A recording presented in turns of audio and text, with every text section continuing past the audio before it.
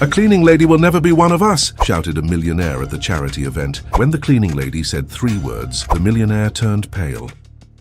In the city of Nashville, the afternoon sun painted the windows of William Spencer's colonial mansion in gold, a prosperous merchant known for his generosity and business acumen. In his office, decorated with antique furniture and family photographs, he observed attentively the documents scattered across his solid wood desk, while his little 6-year-old daughter Rachel played silently with her dolls on the carpet. The man's expression became increasingly tense as he analyzed the numbers on his spreadsheets, discovering discrepancies that made his heart sink. "Olivia, my fiancée, how could you do this to me?" he whispered to himself, running his hands over his tired face. Upstairs in the house, Olivia Rhodes adjusted her long black hair in front of the mirror, rehearsing studied smiles and gestures that for months she had used to enchant her fiancé. The 25-year-old woman admired the engagement ring on her finger, mentally calculating how much more she could divert from the merchant's accounts before the wedding. Her brown eyes shone with a mixture of ambition and disdain as she planned her next bank transfer. "A few more months, and I'll have enough to start my new life away from this tedious place," she thought, satisfied with her cunning. The sound of heavy footsteps on the stairs interrupted Olivia's reveries. William climbed the steps with a folder of documents in his hands, his normally gentle face marked by a severity she had never witnessed before. Little Rachel followed him, clinging to the railing, her big dark eyes attentive to her father's every move. The merchant stopped in the hallway, his deep voice echoing through the walls. "We need to talk about something very serious, Olivia. I found some irregularities in the company's accounts that need explanation." Olivia felt a chill run down her spine, but kept her composure, years of practice in manipulation giving her confidence to face any situation. She approached William with soft steps, her emerald green dress rustling lightly. "Dear, you seem so tense. Don't you think it would be better to talk after dinner?" "I can prepare that dish you love so much," she suggested in her sweetest voice, trying to buy time to formulate a convincing explanation. The merchant, however, did not yield to the attempted manipulation. He opened the folder and began removing documents, his hands trembling slightly with contained anger. "There will be no after, Olivia.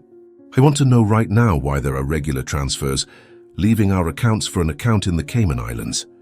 Transfers that began exactly 3 months after you started working in my office," he declared, his voice gradually increasing in volume. The tension in the hallway was palpable. Rachel hugged her doll tighter, her wide eyes alternating between her father and her future stepmother. Olivia took 2 steps back, her rehearsed smile giving way to a defiant expression. "So you finally found out, didn't you? It took longer than I expected. For such an intelligent businessman, you were incredibly foolish to trust me so easily," she said, dropping her mask of docility. William advanced towards her, the documents still in his trembling hands. His voice came out broken by indignation. "How could you do this? I trusted you. I opened the doors of my home to you, gave you access to everything, introduced you to my daughter.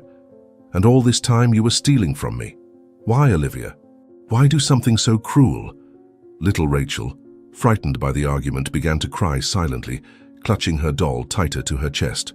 "Why? Because you're pathetic, William. A rich man who squanders his money on charity and social causes when he could live like a true millionaire. You deserve to be robbed for being so naive," Olivia replied, her voice dripping with venom.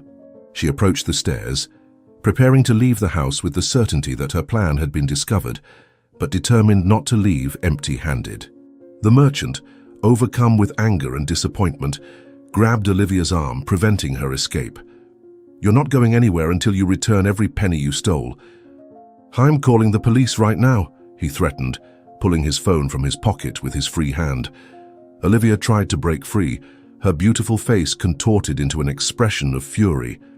Little Rachel, paralyzed with fear, watched the scene from the top of the stairs, unable to look away from the clash between her father and the woman who was supposed to become her new mother.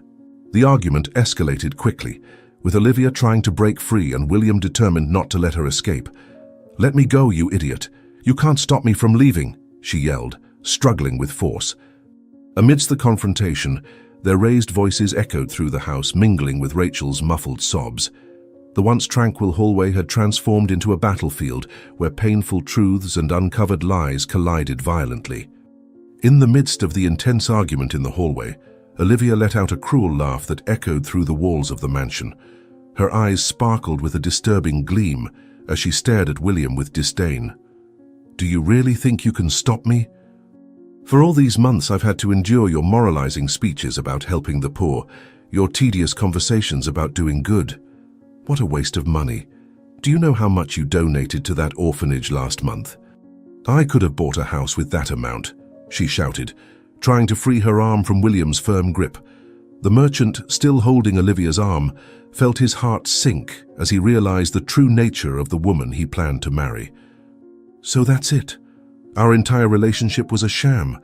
Every smile, every moment together, every promise of love. All lies?" he questioned, his voice choked with emotion. Little Rachel, still at the top of the stairs, hugged her doll tightly, tears silently streaming down her childish face. "Of course it was all a lie," exclaimed Olivia, her face contorted in an expression of scorn. "You really think I would fall in love with a man like you? So predictable, so proper, so ordinary. I deserved much more. Every kiss was a sacrifice, every romantic dinner a torture. But it was worth it, because every penny I diverted is safely tucked away, waiting for me to start my real life," she revealed, her voice laden with satisfaction at seeing the anguish etched on her ex-fiancé's face. William, devastated by the revelations, loosened his grip slightly on Olivia's arm. "How could I have been so blind? How did I not realize you were manipulating me from the start?" he muttered, more to himself than to her. Seizing the moment of vulnerability, Olivia forcefully pulled her arm free. Her victorious smile lit up her face as she moved towards the stairs. "Because you only see what you want to see, William. Men like you are all the same. So easy to deceive with a pretty smile and some sweet words," she taunted, adjusting her dress with studied gestures. "And you know what? It wasn't just your money that I took. Your business contacts, your passwords, your documents. I have everything saved. You're not the first fool I've deceived, and you certainly won't be the last," she confessed, her voice overflowing with pride in her own cunning. The confession made William's blood boil. He advanced towards Olivia, determined to prevent her escape. "You're not leaving this house. You'll return everything you stole and then face justice," he shouted, rapidly approaching her. Rachel, frightened by the commotion, cried out, "Daddy, be careful," her childlike voice laden with fear. Seeing William closing in, Olivia backed up until she was perilously close to the top of the stairs. "Don't come near me," she warned, her voice now betraying a slight tremor of nervousness. "You can't prove anything. My account is in another country. The documents are well hidden. Your word against mine, and guess what? I can be very convincing when I want to," she threatened, her eyes frantically searching for an escape route. The businessman kept advancing, his deep voice reverberating down the hallway. "It's over, Olivia. Your lies, your scams, it's all over. I'm calling the police right now and you'll have to explain every penny you stole." He was just a few steps away from her, his phone already in hand, ready to make the call that would put an end to his ex-fiancé's criminal schemes. It was at that moment that Olivia revealed her true colors. With a swift motion, she grabbed a decorative statuette from a nearby table and brandished it threateningly. "You're not going to make that call, William. I won't let you destroy everything I've achieved," she screamed, her eyes wide with a mixture of fear and fury. Little Rachel let out a muffled scream, her trembling hands covering her eyes, unable to continue witnessing the terrifying scene unfolding. The tension in the hallway reached its peak when William, ignoring the threat, took another step towards Olivia. "Put that down now, Olivia. You're only making your situation worse," he said, trying to remain calm despite his racing heart. Her response was immediate and devastating. "No, you're the one who made it worse. Why couldn't you just let me go? Why did you have to play the hero?" she yelled, her voice echoing off the mansion's walls like a harbinger of tragedy. The confrontation reached its most critical moment when Olivia, cornered between William and the stairs, acted on pure survival instinct. "I warned you not to come near me," she screamed, shoving the businessman with all her might. Time seemed to freeze as William, caught off guard, stumbled backwards. His eyes widened in shock as he realized he had lost his balance and his body began to fall down the stairs in a sequence of movements that appeared to happen in slow motion. Little Rachel, a powerless witness to the scene, let out a desperate scream. "Daddy!" The sound of William's body hitting the steps echoed through the house, mingling with the child's terrified sobs. Olivia remained frozen at the top of the stairs, watching in horror the consequences of her actions. The businessman finally came to a rest on the lower landing, lying motionless, a trickle of blood oozing from his temple. "No, no, no. This wasn't part of my plan," Olivia muttered, hurriedly descending the steps. Her high heels clicked on the wood as she approached William's lifeless body. With trembling fingers, she checked his pulse and breathing, only to confirm her worst fear. "He's dead," she whispered, her voice choked not by remorse but by the panic of the situation. Dead. Dead. And that brat saw everything, she thought frantically, looking up at the top of the stairs where Rachel was still crying. The days that followed were a whirlwind of events. William's funeral gathered hundreds of people, all genuinely dismayed by the loss of the kind merchant. Olivia perfectly played her role as a grieving fiancée, shedding false tears and receiving condolences with a devastated countenance. "He was so good, so generous," she repeated to all who approached, while her mind calculated the next steps of her macabre plan. Rachel, still in shock, did not utter a word during the entire wake and burial. Her large, frightened eyes followed every movement of Olivia. The girl knew the truth. But who would believe a 6-year-old child? "No one can know what happened on that staircase," Olivia warned in a threatening whisper when they were alone. "If you tell anyone, you'll regret it dearly, you little meddler." A week after the burial, Olivia put the final part of her plan into action. After withdrawing as much money as possible from William's accounts, she prepared a small suitcase with Rachel's clothes. "We're going on a trip," she announced with false sweetness, leading the frightened girl to her car in the dead of night. She drove for hours until she reached a distant state, stopping in an unknown town. In the middle of the night on a deserted street, Olivia stopped the car. "Get out," she coldly ordered Rachel. The girl, trembling with fear, obeyed. "Your presence is a risk I can't take. Here's some money for food," she said, throwing a few bills on the ground. "If you ever try to find me or tell anyone what happened, I swear I'll finish you off," she threatened before taking off in the car, leaving little Rachel alone in the darkness. The child stood on the sidewalk, hugging her only doll as the car's taillights disappeared into the night. Silent tears ran down her face as the reality of her situation began to weigh on her little shoulders. Alone in a strange city, with no one to turn to, Rachel began to wander aimlessly through the empty streets. The first rays of sunlight found Rachel rummaging through a trash can for something to eat, her doll still firmly clutched to her chest. It was then that an elderly woman, dressed in a simple cleaning uniform, spotted her. Marjorie Clark, a woman with a generous heart, stopped on her way to work, sadly observing the small, lonely figure. "My child, where is your family?" she asked gently, approaching with caution. The girl raised her tear-filled eyes, meeting a truly compassionate gaze for the first time in days. Marjorie, moved by a force greater than herself, extended her wrinkled hand to Rachel. "Come with me, little one. I'll take care of you," she promised, unaware that this moment would forever change not only the life of the abandoned child, but also her own destiny. Marjorie Clark's small apartment in Savannah's humblest neighborhood became the refuge Rachel so desperately needed. The cleaning lady, who had always lived alone, adapted her tiny bedroom to accommodate an improvised bed for the girl. During the nights when nightmares about her father's death tormented Rachel, Marjorie would embrace her tenderly, whispering words of comfort.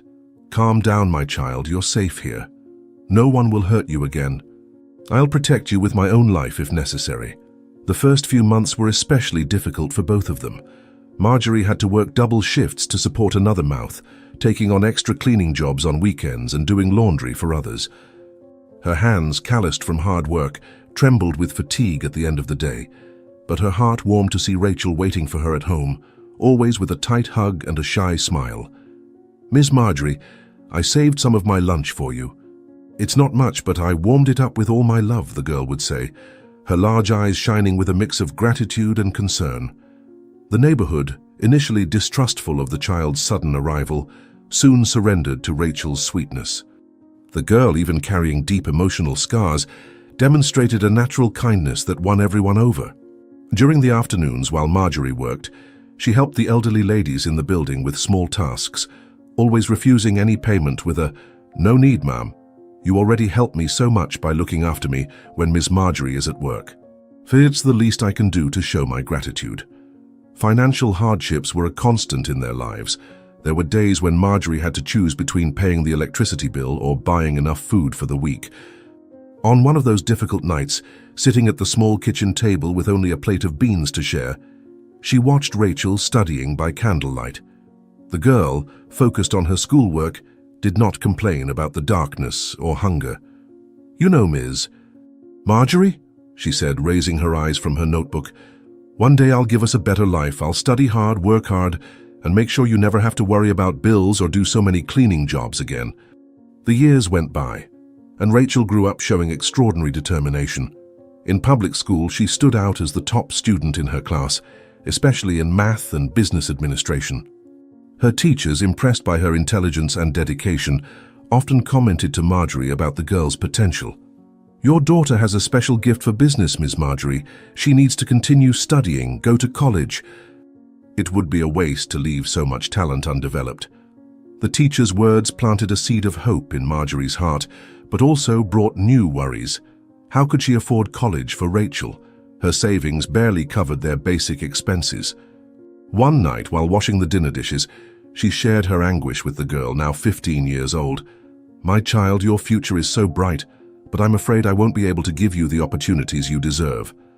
Sometimes I feel like a terrible mother for not being able to do more." Rachel's answer came in the form of a tight hug and silent tears. "You are the best mother I could have, Mrs. Marjorie. You saved me, gave me a home, taught me what true love is. Don't worry about college now.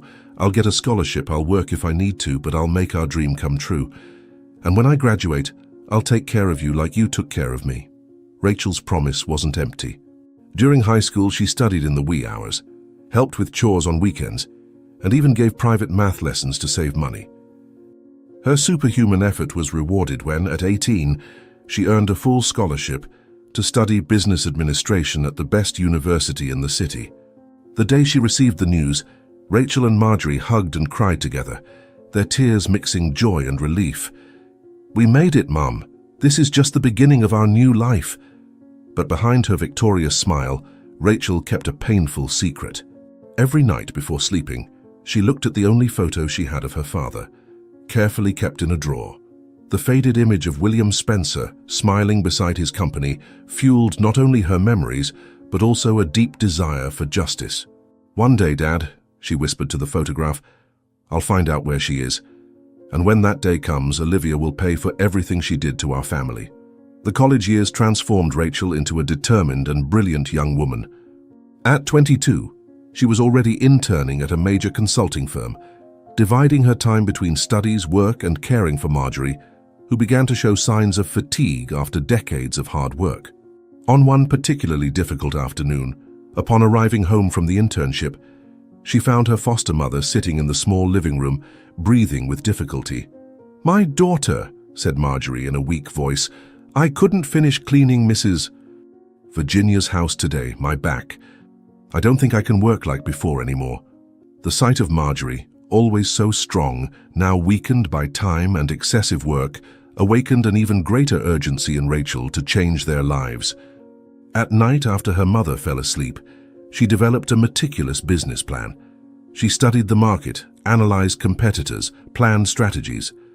"I'm going to open my own company," she decided, her hands trembling with determination as she typed spreadsheet after spreadsheet on her used computer. "And it will be in the same field my father worked in. I'm going to rebuild everything that woman destroyed." The path to realizing her dream, however, was fraught with obstacles. Banks refused loans to a young woman with no collateral, and potential investors looked at her with distrust when she presented her project. "You're too young, too inexperienced," they said, barely hiding their prejudice against the simple girl from the poor neighborhood. "Come back in a few years when you have more experience in the market." Each rejection was like a stab in her heart, but Rachel refused to give up. On a particularly frustrating night, after yet another unsuccessful meeting with investors, Rachel found Marjorie awake, waiting for her with a cup of tea. "My dear daughter," the old lady began, her tired eyes shining with wisdom, "I've seen you saving all your internship salaries, sleeping only 4 hours a night, sacrificing your youth.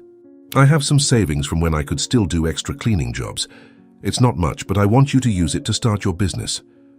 Rachel felt tears streaming down her face as she heard Marjorie's offer. "No, Mum, that money is for your retirement. I can't accept it," she replied, her voice choked with emotion. But Marjorie took her hands in hers, calloused from years of work, and spoke firmly. "You gave me a reason to live when you appeared on that street. Now let me help you realize your dream. I trust you more than anyone else in this world." With Marjorie's savings as initial capital, Rachel started her business in a small rented office. She worked tirelessly, utilizing all the knowledge acquired in college and her natural business acumen. The sleepless nights multiplied, as did the worries about bills to pay and clients to win over.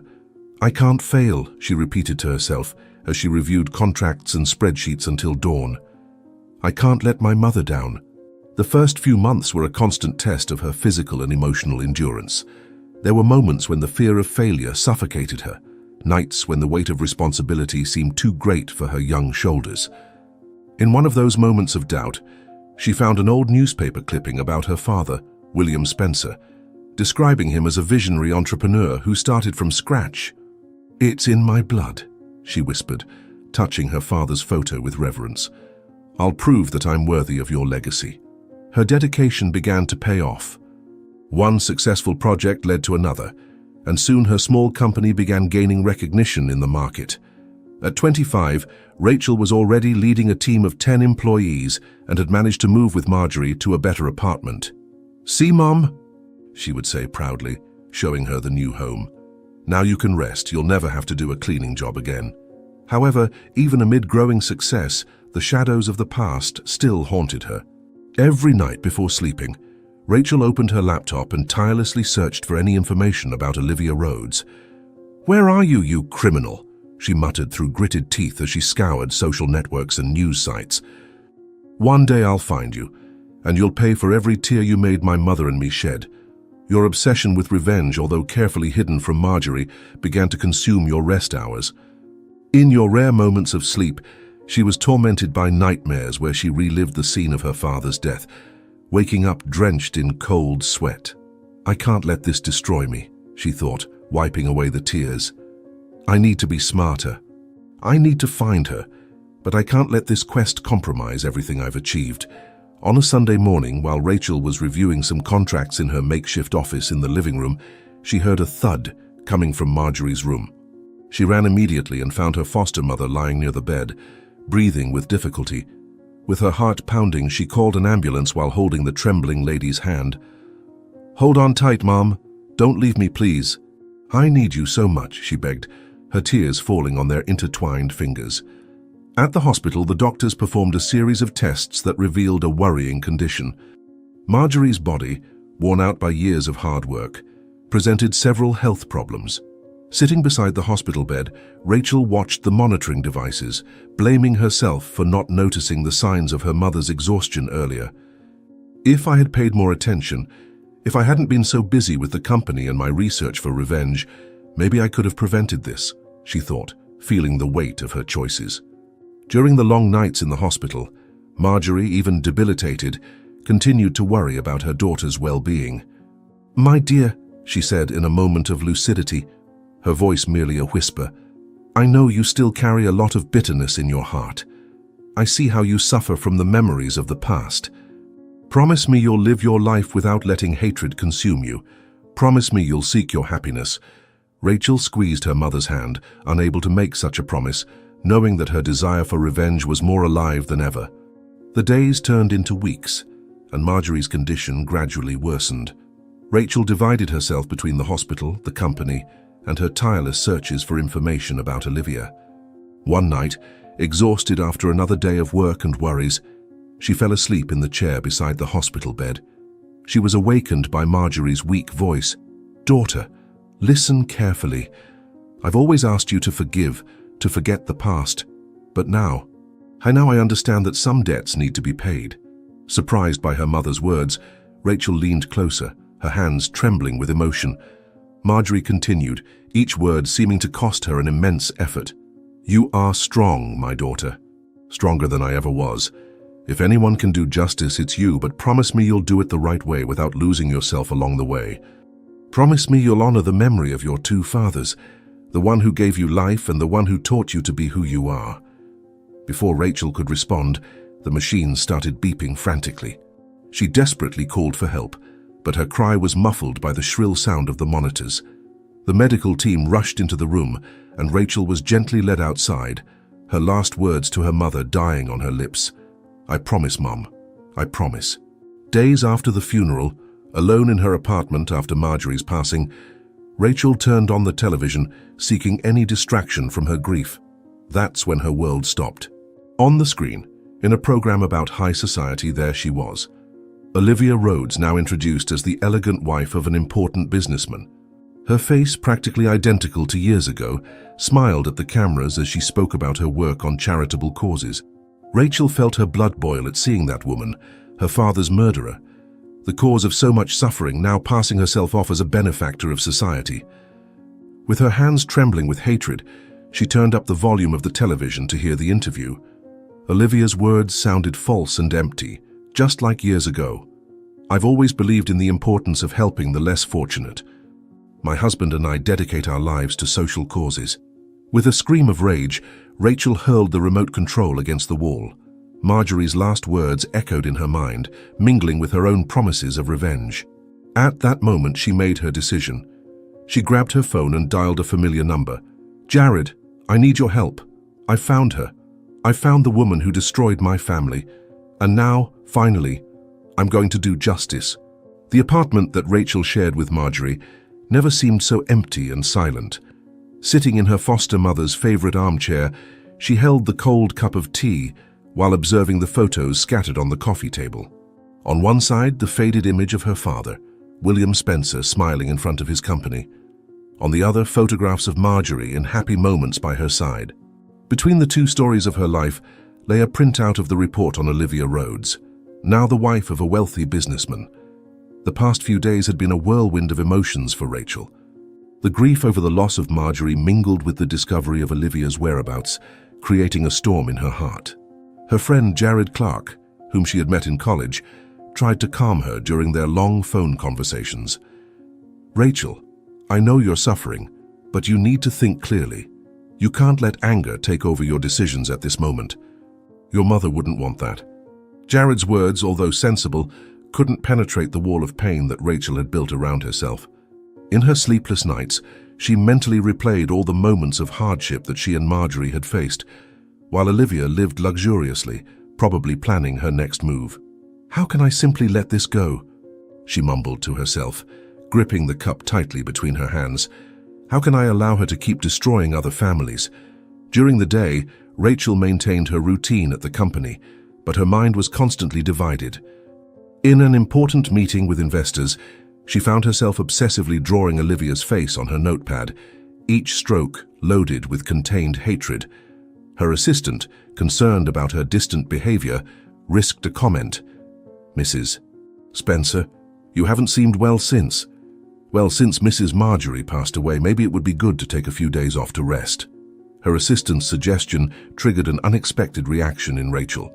Silent tears began to stream down her face as she stared at the horizon through the window of her office. "Rest?" she thought bitterly. "How can I rest knowing that woman is out there, living freely after everything she did? My father and Marjorie worked until they literally died, while Olivia enjoys a life of luxury built on lies and crimes." At home, at night, Rachel obsessively navigated through all the websites and social networks that mentioned Olivia. Each new discovery was like a knife in her heart. Photos at charity events, reports about her social work, interviews where she talked about helping the needy. What cruel irony, she thought, watching an image where Olivia smiled wearing extremely expensive jewelry at an event to raise funds for underprivileged children. "You abandoned a child on the street, you hypocrite, and now you pretend to care about others." The conflict in her heart reached its peak when she found, tucked away in a drawer, An old note written by Marjorie. My dear daughter, always remember that hatred is a poison that kills first who carries it. Choose love, choose forgiveness. Your mother who loves you eternally. The words, written in her foster mother's shaky handwriting, made Rachel fall to her knees, sobbing convulsively. That same night, after hours of crying and reflection, Rachel made a decision. She called Jared again, her voice loaded with determination. You're right, I need to think clearly. I can't let revenge destroy everything I've built, everything Marjorie taught me. But I can't let Olivia continue hurting others either. I need to find a middle ground, a way to do justice without becoming a monster. The conversation with Jared stretched into the early morning hours as they debated different approaches to dealing with the situation. I can't delay this any longer, Rachel concluded, watching the sun rise through her window. I need to face my demons once and for all, but I'll do it the right way, honoring the memory of my parents. In her mind, a plan began to form, a plan that would forever change the course of her story. The phone rang the next afternoon, interrupting Rachel's thoughts. On the other end of the line, the familiar voice of her friend Jared sounded worried. Rachel, I found some information about Olivia that you need to see. They're old news, reports, stories that repeat themselves. I think she's done this before with other families. In Jared's office, Rachel watched attentively at the dozens of newspaper clippings and printouts of old news that her friend had collected. See this pattern, he explained, pointing to the dates and events.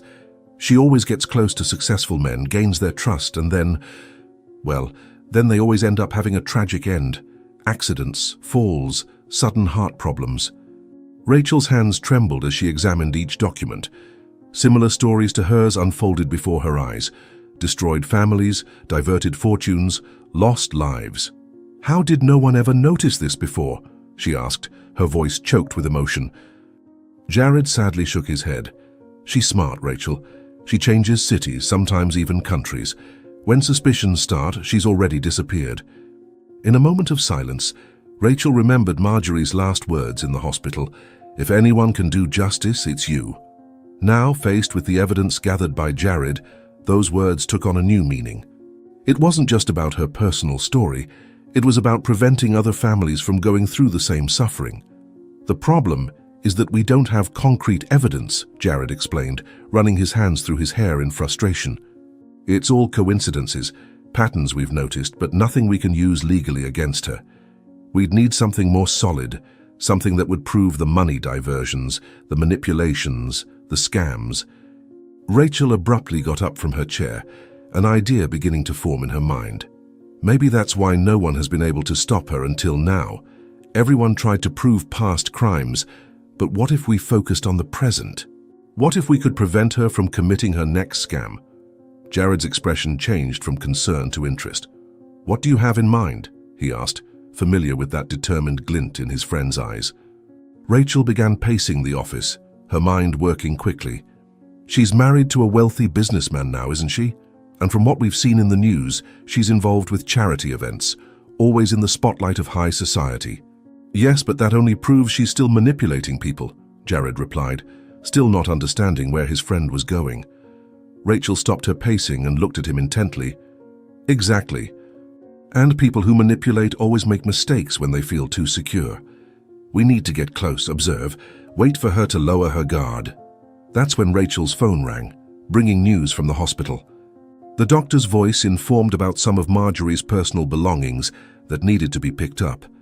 She hung up the phone with tears in her eyes, remembering her mother's last advice, to do justice the right way. Jared, she said, her voice firm despite the tears, I'm going to need your help. I can't let other families go through what I went through, what my mother went through. But I need to do this without losing myself in the process, without becoming someone Marjorie wouldn't recognize. Your friend stood up and placed his hands on your shoulders in a gesture of support. I'm with you, Rachel. We'll find a way to do justice without becoming what we fight against. Your mother would be proud to see you choosing this path. Seated in the living room of Rachel's apartment, she and Jared spent hours analyzing all the possible approaches. It was when, after several coffees and discarded ideas, Jared straightened up in his chair, his eyes shining with that expression Rachel knew well, the expression that always preceded his brightest ideas. "What if you infiltrated her house?" he suggested, leaning forward with enthusiasm. Rachel frowned, confused. "How do you mean infiltrate? She would recognize me the instant she saw me." But Jared was already on his feet, pacing the room as he developed his plan. "No, she wouldn't recognize you. Think about it, Rachel. She abandoned you when you were only 6 years old. Now you're a 25-year-old woman. With a change of appearance, new documents, a well-crafted story, you could become a completely different person." The idea began to make sense in Rachel's mind. "You're suggesting I apply for a job as a maid in her house?" she asked, her voice mixing incredulity and interest. Jared nodded vigorously. "Exactly. Think about the possibilities. You would have access to the entire house, the documents, the conversations. You could observe her every move, find her weaknesses, find concrete evidence of her crimes. But how would we pull that off? Fake documents, work references. It's not that simple," Rachel pondered, although she was already starting to visualize the plan. Jared smiled, that smile that always worried her because it preceded his riskiest ideas. "Leave that to me. I know some people who can help. The important thing is that everything is perfect without raising suspicion." In the following weeks, the plan took shape. Jared activated his contacts, and soon Rachel had a complete new identity in her hands. Virginia Clark, a simple girl from the countryside with impeccable work references from other family homes. Her nights were dedicated to studying every detail of her new persona, creating a consistent life story that could withstand any questioning. In front of the mirror, Rachel practiced her transformation. She learned to speak more simply, to walk with less posture, to hide her privileged education. Her hair, always impeccably groomed before, was replaced by a more modest style. Her executive clothes gave way to simple attire, appropriate for a domestic worker. The opportunity arose when Jared discovered that the current maid at the mansion was retiring. Through carefully chosen contacts, he managed to get Virginia's resume into the hands of the house's housekeeper. "It's perfect," he explained, showing Rachel the details of the job opening. "They're looking for someone who can live in the house, who is discreet and efficient, exactly what we need." On the night before the interview, Rachel was sitting on her bed, looking at a photo of Marjorie. "Forgive me, Mother," she whispered. "I know you always taught me to be honest, but sometimes we need to use the enemy's weapons to do justice." Her hands caressed the photograph as a solitary tear ran down her face. "I'll do this the right way, I promise. Not for revenge, but to prevent her from destroying other families." The following morning came with a mixture of anxiety and determination. Rachel, now Virginia, adjusted her simple uniform one last time in front of the mirror. Jared was waiting for her in the living room, holding a folder with her new documents. "Are you ready?" he asked, studying his friend's impressive transformation. Rachel nodded, her voice firm despite her racing heart. "Ready. It's time for Olivia Rhodes to meet her new maid." In the small kitchen of Jared Clark's apartment, the aroma of freshly brewed coffee filled the air as he and Rachel discussed the details of their plan. On the table, a folder containing the fake documents of Virginia Clark awaited alongside newspaper clippings and photographs of the mansion where Olivia lived with her current husband. Jared, absent-mindedly stirring his coffee cup, looked thoughtfully at his friend. "We need to think about every detail," he said, pushing his glasses back into place. "A convincing story isn't just about documents and appearance. You need to know every aspect of Virginia Clark's life as if it were your own." Rachel nodded, absorbing every word while making notes in her notebook.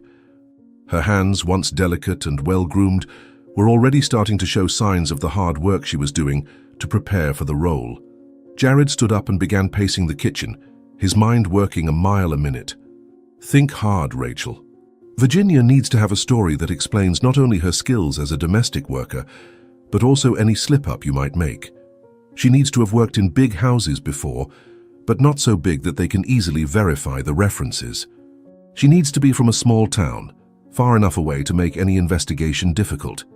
As her friend spoke, Rachel felt a mixture of gratitude and admiration. Jared had always been her support system since college days, but now he was outdoing himself. "How do you manage to think of so many details?" she asked, watching him draw a complex mind map on a whiteboard he kept in the kitchen. He smiled. That smile that always preceded his most brilliant ideas. Years of watching detective shows and reading crime novels are finally serving a useful purpose. The plan began to take a more concrete shape when Jared presented his research on the mansion's routine. I observed the movement for an entire week. The staff arrives early, around 6 in the morning. The housekeeper, a lady named Francisca Martinez, is the one who coordinates everything. She will be your first barrier, but also your best ally if we can convince her. Rachel absorbed every piece of information, as if her life depended on it, and in a way it did. "What about the other staff?" she questioned, worried about the multiple variables she would need to control. Jared consulted his notes. 3 in total besides the housekeeper, a gardener who comes 3 times a week, a full-time cook, and a maid who is about to retire. It's her position you'll be filling. The complexity of the plan sometimes scared Rachel. In moments of doubt, she wondered if she was going too far. As if reading her thoughts, Jared sat down in front of her again. "I know what you're thinking, but remember why we're doing this. It's not just for revenge. It's to prevent other families from going through what you went through." Her friend's words brought tears to Rachel's eyes, which she quickly wiped away. "You're right," she responded, her voice firm despite the emotion. "But what if she recognizes me? What if this whole plan goes wrong?" Jared took her hands in his gaze conveying confidence. "That's why we're thinking about every detail. Virginia Clark will be so real that even you will start to believe in her." For hours, they refined every aspect of Rachel's new identity. Jared insisted on practicing different scenarios, asking questions the housekeeper might ask, creating unexpected situations she would need to face. "You can't hesitate," he explained. "Virginia Clark needs to be as natural as breathing. Every hesitation, every doubtful look can arouse suspicion."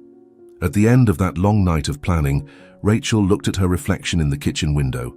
The woman staring back at her was no longer the successful businesswoman. She was a shadow between 2 identities, preparing to plunge into a role that could change everything. "Tomorrow we begin your transformation," Jared said, putting the documents in the folder. "And in 2 weeks, when the vacancy officially opens, Virginia Clark will be ready for her interview."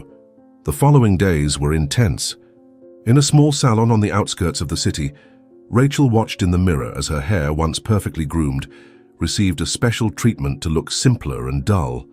Jared supervised every detail of the transformation, from the choice of the new, darker color without highlights to the more basic and functional cut. "It needs to look like you cut your own hair to save money," he explained, instructing the hairdresser. Her hands, which once sported an impeccable manicure, now showed calluses purposefully cultivated after weeks of washing dishes and scrubbing floors. Rachel spent hours recalling and practicing household chores in Jared's apartment, learning not only to perform them correctly, but to do them with the naturalness of someone who has done this work for years. "Your hands need to tell a story," he said, "the story of someone who has worked hard since they were young." At night, they both dedicated themselves to building Virginia Clark's story. "You were born in a small town in the country," Jared narrated while Rachel memorized every detail. "You started working as a maid at 15 to help your sick mother. You worked in several family homes, always with good references, but had to move to the capital in search of better opportunities. At a particularly difficult moment, when they were practicing a possible interview with the housekeeper, Rachel broke down in tears. "What if I can't do it, Jared? What if all this effort is in vain?" Her friend hugged her tightly, offering the support she so desperately needed. "You are the most determined person I know, Rachel. If anyone can do this, it's you. Think of Marjorie. Think of your father. You're doing this for them." The issue of false documents was especially delicate. Jared activated contacts he preferred not to reveal, ensuring that each paper was perfect and untraceable. Work ID, identity documents, references from previous jobs. "Everything needs to be impeccable," he explained, examining each document with meticulous attention. "Olivia may not check, but the housekeeper certainly will." To complete the transformation, Rachel needed to learn to modify her way of speaking and carrying herself. Her refined vocabulary gave way to simpler expressions. Her elegant gait was replaced by a more humble posture. "Remember," Jared instructed during rehearsals, Virginia did not have access to formal education beyond the basics. She is intelligent, but in a different, more practical, and less academic way. The nights turned into an endless sequence of practice and preparation. In an improvised room in Jared's apartment, Rachel learned to fold clothes with professional precision, to iron dress shirts without leaving a single mark, to organize closets with the efficiency expected of an experienced maid. "Every detail counts," Jared repeated. "Every little gesture needs to be authentic." Between practices, Rachel occasionally caught herself looking at her reflection, barely recognizing the woman staring back at her. It wasn't just a physical change. It was as if Virginia Clark was truly coming to life, occupying spaces in her mind and heart that once belonged exclusively to Rachel Spencer. "Sometimes I'm afraid of losing myself in this character," she confessed one night. Jared, who was organizing another folder with documents, stopped and looked seriously at his friend. "That's why I'm here. To help you remember who you really are. To prevent you from getting lost in this role. Virginia Clark is just a mask, Rachel. A necessary mask to achieve justice, but still just a mask." On the eve of the interview, as they finalized the last preparations, Jared gave Rachel a small silver crucifix. "It was my grandmother's," he explained. "Virginia Clark seems like the kind of person who would carry something like this, a family heirloom. Plus, it will help you remember that you are not alone in this mission." On the morning of the interview, Rachel, now completely transformed into Virginia Clark, waited at the bus stop as planned. She wore a simple outfit, a gray knee-length skirt, a plain white blouse, and low, worn shoes. Her battered briefcase contained all the necessary documents, meticulously organized by Jared the night before. The silver crucifix shone discreetly on her neck. "Remember," Jared's voice echoed in her mind, "you are nervous, but not scared. Virginia Clark has worked in other big houses before. She is competent and knows it. Keep your gaze firm but respectful. Never confront directly. Always use yes ma'am and no ma'am." Rachel took a deep breath, adjusting her posture as they had practiced countless times. The bus dropped her off 2 blocks from the mansion. As she walked, Rachel observed the wealthy neighborhood, allowing her face to show the discreet wonder expected from someone of humble origins. Upon reaching the imposing gates of the residence, she rang the bell with slightly trembling hands. She didn't need to pretend to be nervous this time. The housekeeper, Francisca Martinez, was exactly as Jared had described. A lady of about 60 with perfectly groomed gray hair and a penetrating gaze that seemed to evaluate every detail. "Virginia Clark?" she asked, consulting a clipboard. "Yes, ma'am," Rachel replied, keeping her eyes lowered but not submissive. "Please follow me." During the interview in the small governess room, Rachel played her role to perfection. She answered all the questions with Virginia Clark's studied simplicity, presented her references with contained pride, demonstrated practical knowledge about household chores. "And why did you leave your last job?" Francisca inquired, her eyes attentive to every reaction. "My former employer moved abroad, ma'am," Rachel replied, using the story they had created. "She even offered for me to go along, but my mother is ill, and I need to stay in the country to care for her." The lie came out naturally, supported by a forged letter of recommendation Jared had secured through his contacts. Francisca seemed satisfied with the answers, but still had one last requirement. "We need you to start immediately and live in the house. We have a staff room available. Would that be a problem?" Rachel felt her heart quicken. It was exactly what they had hoped for. "No, ma'am, I can start whenever you wish." At the end of the interview, Francisca stood up and offered a small smile. "Well, Virginia, your references are excellent and you seem to understand what we expect. The job is yours if you want it. Can you start tomorrow?" Rachel nodded, allowing a grateful smile to light up her face. "Thank you very much, ma'am. You won't regret it." Leaving the mansion, Rachel maintained Virginia Clark's demeanor until she turned the corner. Only then, out of sight of the house, did she allow herself to tremble. She took out the disposable phone Jared had provided and typed a simple message.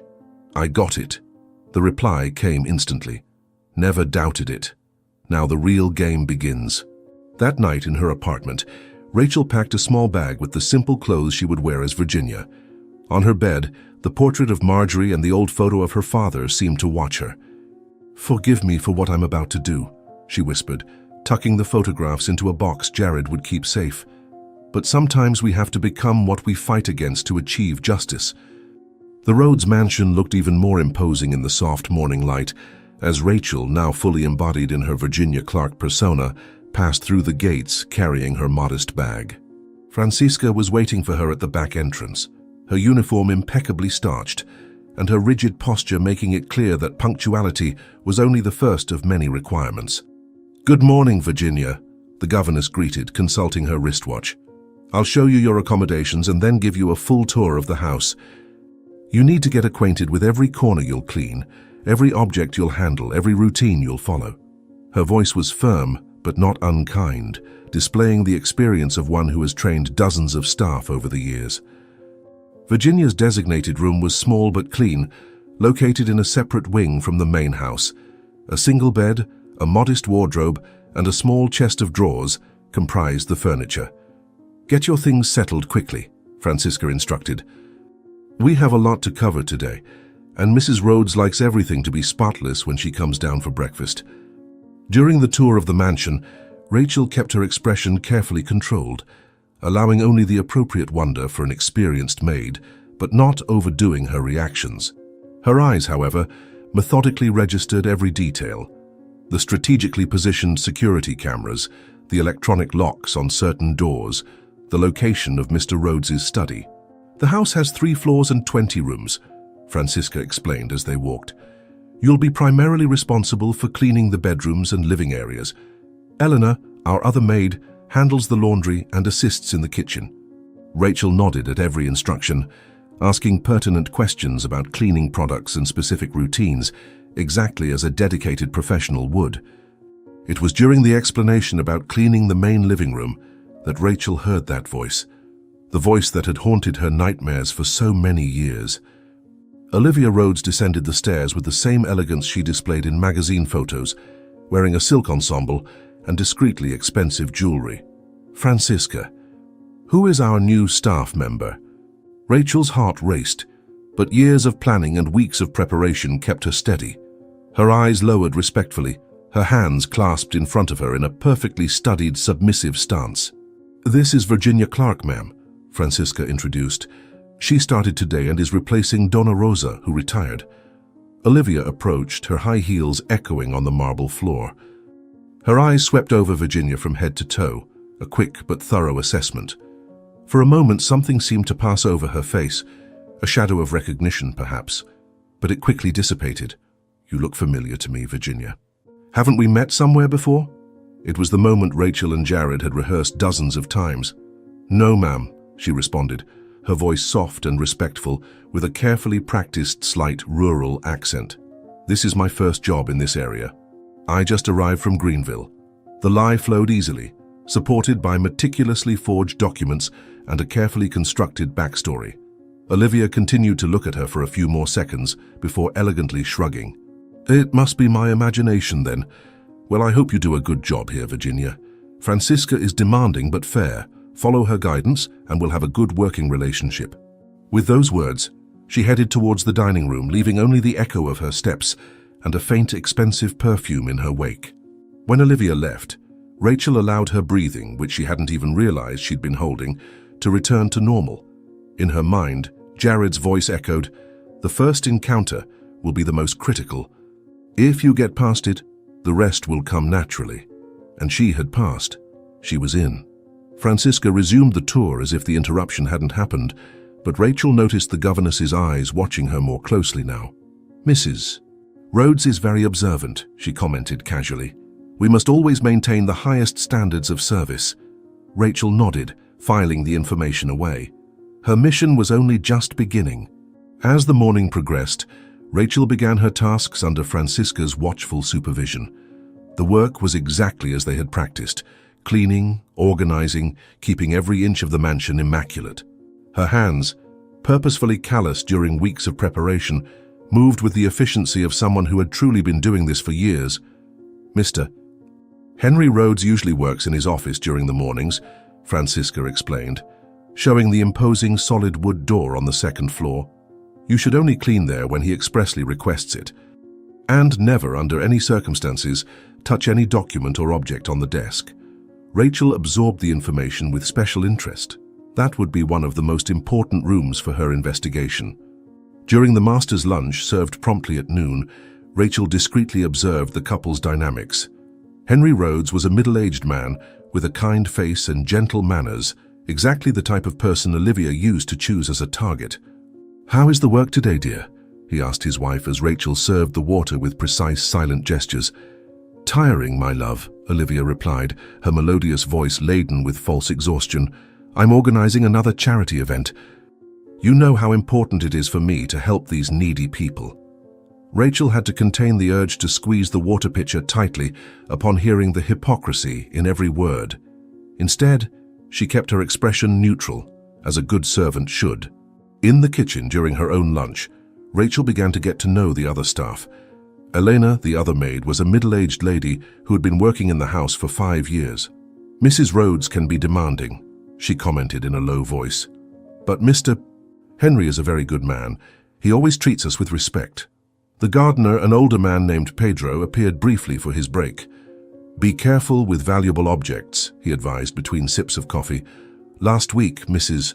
Rhodes's jewelry box went missing and she was furious. She almost fired Donna Rosa because of it."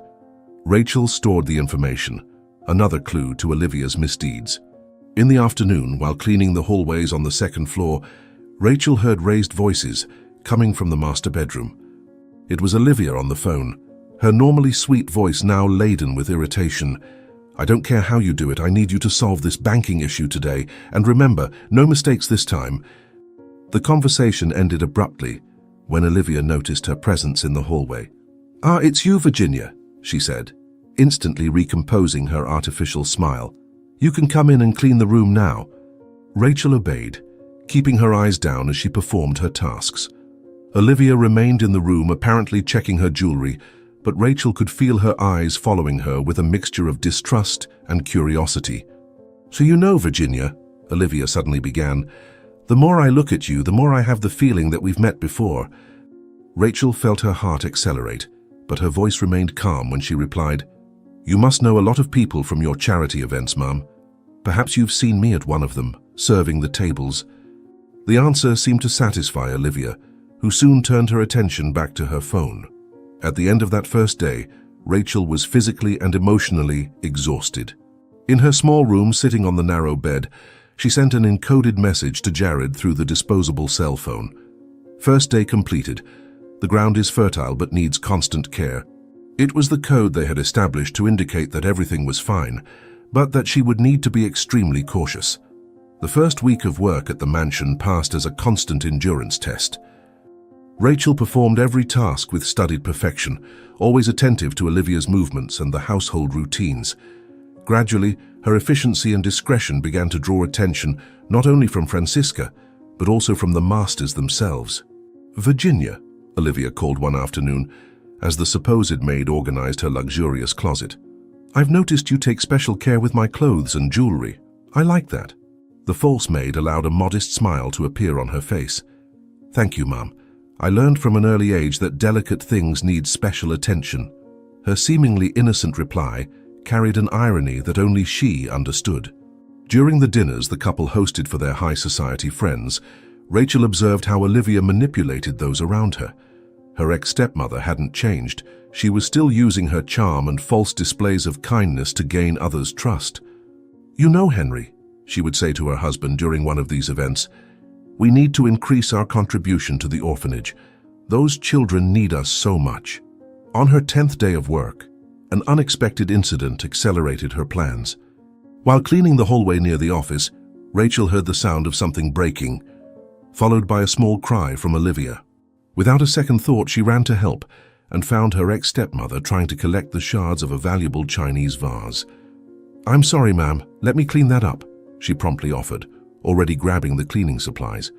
Olivia seemed genuinely distraught. "Henry will be furious. It was a family heirloom." Rachel saw her opportunity. "If you'll allow it, ma'am, I can say it was me who accidentally broke it during cleaning." The look Olivia gave her was one of surprise and interest. "You would do that, Virginia?" Rachel nodded, keeping her expression serene. "You've been so good to me, it's the least I can do to repay you." That moment marked a significant shift in their relationship. Olivia began to see her not just as another maid, but as someone she could trust. In the following days, Olivia started requesting Virginia's services more and more, especially when discretion was needed. "Virginia, I need you to organize my personal documents," she requested one afternoon. "You seem like someone who knows how to keep secrets." Rachel silently agreed, her heart racing at the prospect of finally gaining access to the information she needed. At night in her room, Rachel sent coded messages to Jared. "The land is ready for planting." It was their code to indicate that she was close to getting the evidence she needed. His response was immediate: "Watch out for weeds." A warning to stay alert, for the closer she got to her goal, the greater the risk would be. On her 20th day at the mansion, Olivia announced during dinner, "Henry, darling, I'm going to organize a charity gala here at home next month, something grand to raise funds for underprivileged children." Rachel, who was serving dessert, noticed the dangerous glint in her ex-stepmother's eyes, the same glint she had seen so many years ago when Olivia was planning her schemes. That night, lying in her narrow bed, Rachel smiled discreetly. The charity gala would be her perfect opportunity. All the elements were aligning: the trust she had gained, access to the documents, and now a public event where she could expose Olivia Rhodes's true face. "Hold on, Dad," she whispered into the darkness. "Justice is closer than ever." Henry Rhodes's office was an imposing environment, decorated with fine wood furniture and an extensive library. Rachel, still acting as Virginia, began her morning cleaning routine after receiving express permission from her employer, who had an important meeting away from home. Her movements were precise and careful as she dusted the books and organized the work desk, but her ears were attuned to any movement in the hallway. As she wiped the cloth over the large mahogany desk, she could hear Henry's voice on the phone outside the office. His normally calm tone carried a note of concern. "I don't understand how our profits dropped so much this quarter. The reports don't make sense." There was a pause and then, Yes, I'll look into it more closely when I get back. Now I have to go. I'm late for the meeting." Rachel continued her work methodically, but her mind processed the information quickly. The suspicions about the embezzlement seemed to be confirmed. As she cleaned near the computer, she noticed a paper partially hidden under the keyboard, a hastily scribbled password. She memorized the sequence of characters, knowing it could be useful later. The sound of Olivia's heels echoed down the hallway, approaching the office. Rachel immediately intensified her cleaning motions, appearing completely absorbed in removing an imaginary stain from the carpet. "Virginia," Olivia called from the door, "when you're done here, I need you to organize my closet. I'm going to make some donations for the charity bazaar." "Yes, ma'am," Rachel replied, with the expected docility of a servant. She discreetly watched as Olivia approached Henry's desk, took some papers from a drawer and tucked them into her folder. The movement was quick and furtive, as if she didn't want to be seen, but Rachel mentally registered which drawer had been opened. Later that day, while organizing Olivia's closet, Rachel could hear her ex-stepmother talking on the phone in the adjacent room. "No, you need to transfer the money to the account in the Cayman Islands first," she said in a low voice. "After that, we can move it to the foundation account. No one will suspect charity donations." Rachel felt her heart race. It was the same scheme she had used with her father. The day dragged on slowly, each minute seeming like an eternity as Rachel awaited her opportunity. When night finally fell and the house grew quiet, she sent a coded message to Jared. "The seeds have started sprouting." It was their code to indicate that she had found the first concrete evidence of Olivia's crimes.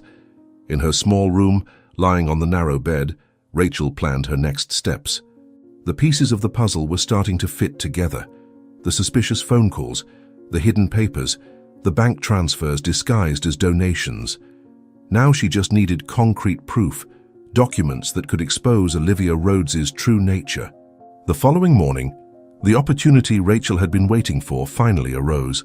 Henry had left for a series of meetings that would last all day, and Olivia was busy with preparations for the charity event.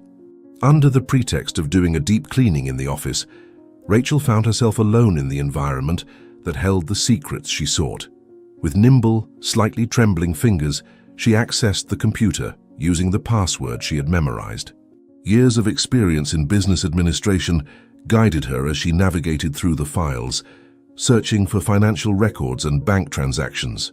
What she found made her blood run cold: a complex network of transfers, all disguised as donations to various charities.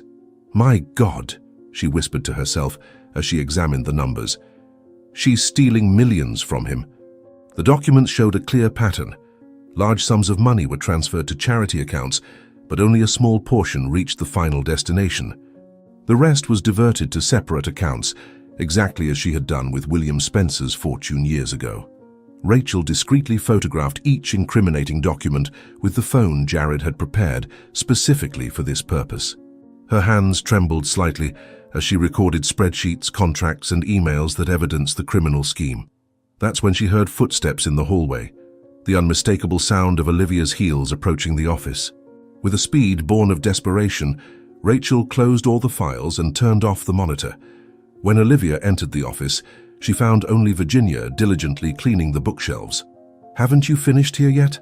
she asked, her tone slightly suspicious. Rachel felt her heart pounding but kept her voice calm. "Pardon me, ma'am. Some of the shelves had accumulated a lot of dust."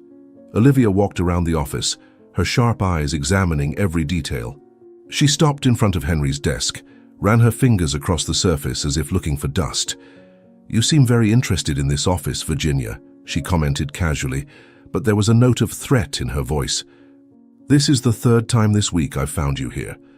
Mr. Henry requested special attention with the cleaning of this room, ma'am," Rachel replied, keeping her eyes lowered. "He mentioned that he will have important meetings in the coming days."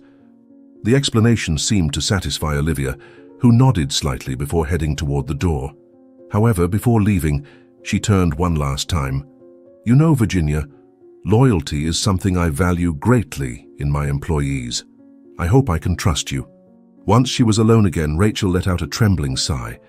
That encounter had been too close, far too close. She needed to be more careful. She quickly sent the photos to Jared through the secure app they had set up, deleting them from her phone afterward. She couldn't risk anyone finding them. The rest of the day unfolded in constant tension. Rachel felt Olivia's eyes following her around the house, observing her movements with more attention than usual. During dinner, as she served dessert, she noticed her former stepmother studying her through the reflection of the silver cutlery, like a predator assessing its prey. At night, locked in her room, Rachel received confirmation from Jared. He had received all the photos and was already analyzing the documents. "They're concrete evidence of fraud," he wrote, "but we need more. We need to catch her red-handed, in a way she can't deny."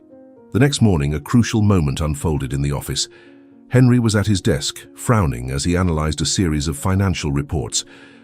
"There's something strange here," he muttered, running his hands over his face in a sign of concern. Rachel, who was cleaning the hallway, slowed her pace to discreetly observe the scene. Olivia appeared as if she had a sixth sense for moments of crisis. Her steps were soft, calculated, as she approached her husband. "What's wrong, my love? You seem worried." Her voice was pure honey, maternal and comforting. Rachel watched through the reflection of the hallway mirror as her former stepmother positioned herself strategically beside her husband, a delicate hand on his shoulder. "These foundation accounts, Olivia." "The numbers seem inconsistent," Henry said, pointing to the spreadsheets. Olivia leaned over the papers, her expensive perfume enveloping the environment. "Oh, darling, you've been so tired. Let me take a look at this." You know how confusing these bureaucratic matters can be. With a skill that Rachel painfully recognized from her past, Olivia began her dance of manipulation. "See, love? This is just a timing issue with the transfers. Some donations are still being processed," she explained, her voice conveying absolute confidence. "You trust me, don't you? You know how dedicated I am to these causes." Henry seemed to visibly relax under his wife's touch and words. "Of course I trust you, darling. It's just that—" Olivia interrupted him with a soft kiss on the forehead. "Let me take care of this. You already have so many worries with the company. I'll talk to the accountant tomorrow and get everything organized for you." Rachel, still pretending to clean the same spot, watched in fascination as Olivia masterfully conducted the situation. However, she noticed something different. a slight tremor in her former stepmother's hands as she gathered the documents, an almost imperceptible tension in her perfect smile. "Virginia," Olivia's voice pulled her from her observations. "Please bring Mr. Henry some tea, and after that you can take the afternoon off. I'll need the office empty to organize these documents." Her eyes met Rachel's for a moment. There was an alert, almost threatening glint in them. As she prepared the tea in the kitchen, Rachel reflected on the scene she had just witnessed. Olivia was still the same skilled manipulator as before, but something was different. The pressure was starting to affect her. The signs were there, the slight tremor in her hands, the haste to clear everyone from the office, the barely disguised tension in her always controlled voice. That night in her room, Rachel sent Jared an encrypted message. "The mask is starting to crack, the moment is approaching." The charity gala would be in a few days, and now she was certain it would be her chance to expose Olivia Rhodes's true face when she was most vulnerable, most prone to making mistakes. The days following the office incident brought a subtle but perceptible change in Olivia's behavior. Her eyes followed every move Virginia made around the house, like a predator studying its prey. During breakfast, as Rachel served coffee, she noticed her former stepmother watching her through the reflection of the window, her face a poorly disguised mask of distrust. "Virginia," Olivia called that morning, her melodious voice carrying a veiled note of threat. "I've noticed you have a special interest in my husband's office, always so dedicated to cleaning that room." Rachel maintained her submissive posture, but her heart raced. "I'm just trying to do my job well, ma'am. Mr. Henry is very demanding about the organization of his documents." The tension between the two women was like electricity in the air, invisible but potent. Olivia approached, her expensive perfume filling the environment. "You know, dear, I've learned over the years that people are rarely what they seem. Sometimes behind an innocent face hides someone completely different." Her fingers tapped softly on the table, her perfectly manicured nails producing a rhythmic, threatening sound. Francisca, the housekeeper, interrupted the moment by entering the room with a list of preparations for the charity gala. Rachel took the opportunity to withdraw, but not before noticing the calculating look Olivia cast her way. In her small room, she sent a quick message to Jared. "The snake is suspicious. We need to accelerate the plan." During lunch, as she served the meal, Rachel observed how Olivia kept Henry completely entangled in her webs of manipulation. "Darling, I've been thinking about those financial concerns that troubled you," she said, her voice as sweet as poisoned honey. "I spoke with the accountant and it's all explained.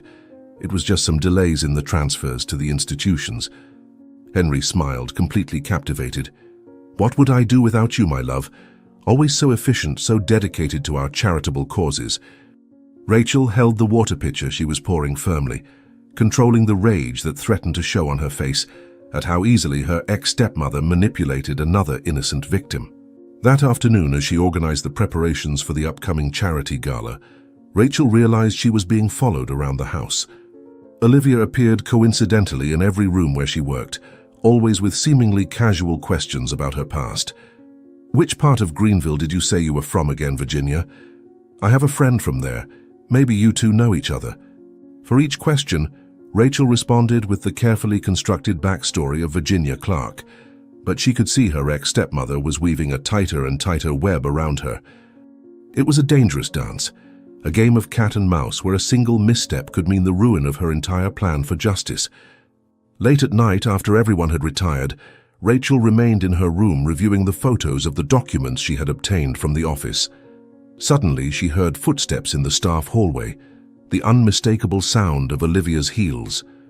She quickly hid her phone and pretended to sleep, her heart pounding in her chest as the footsteps stopped right outside her door. The next morning, Rachel realized her room had been searched during the night.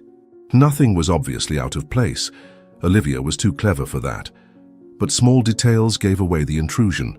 A drawer closed differently, her clothes folded in a slightly altered order.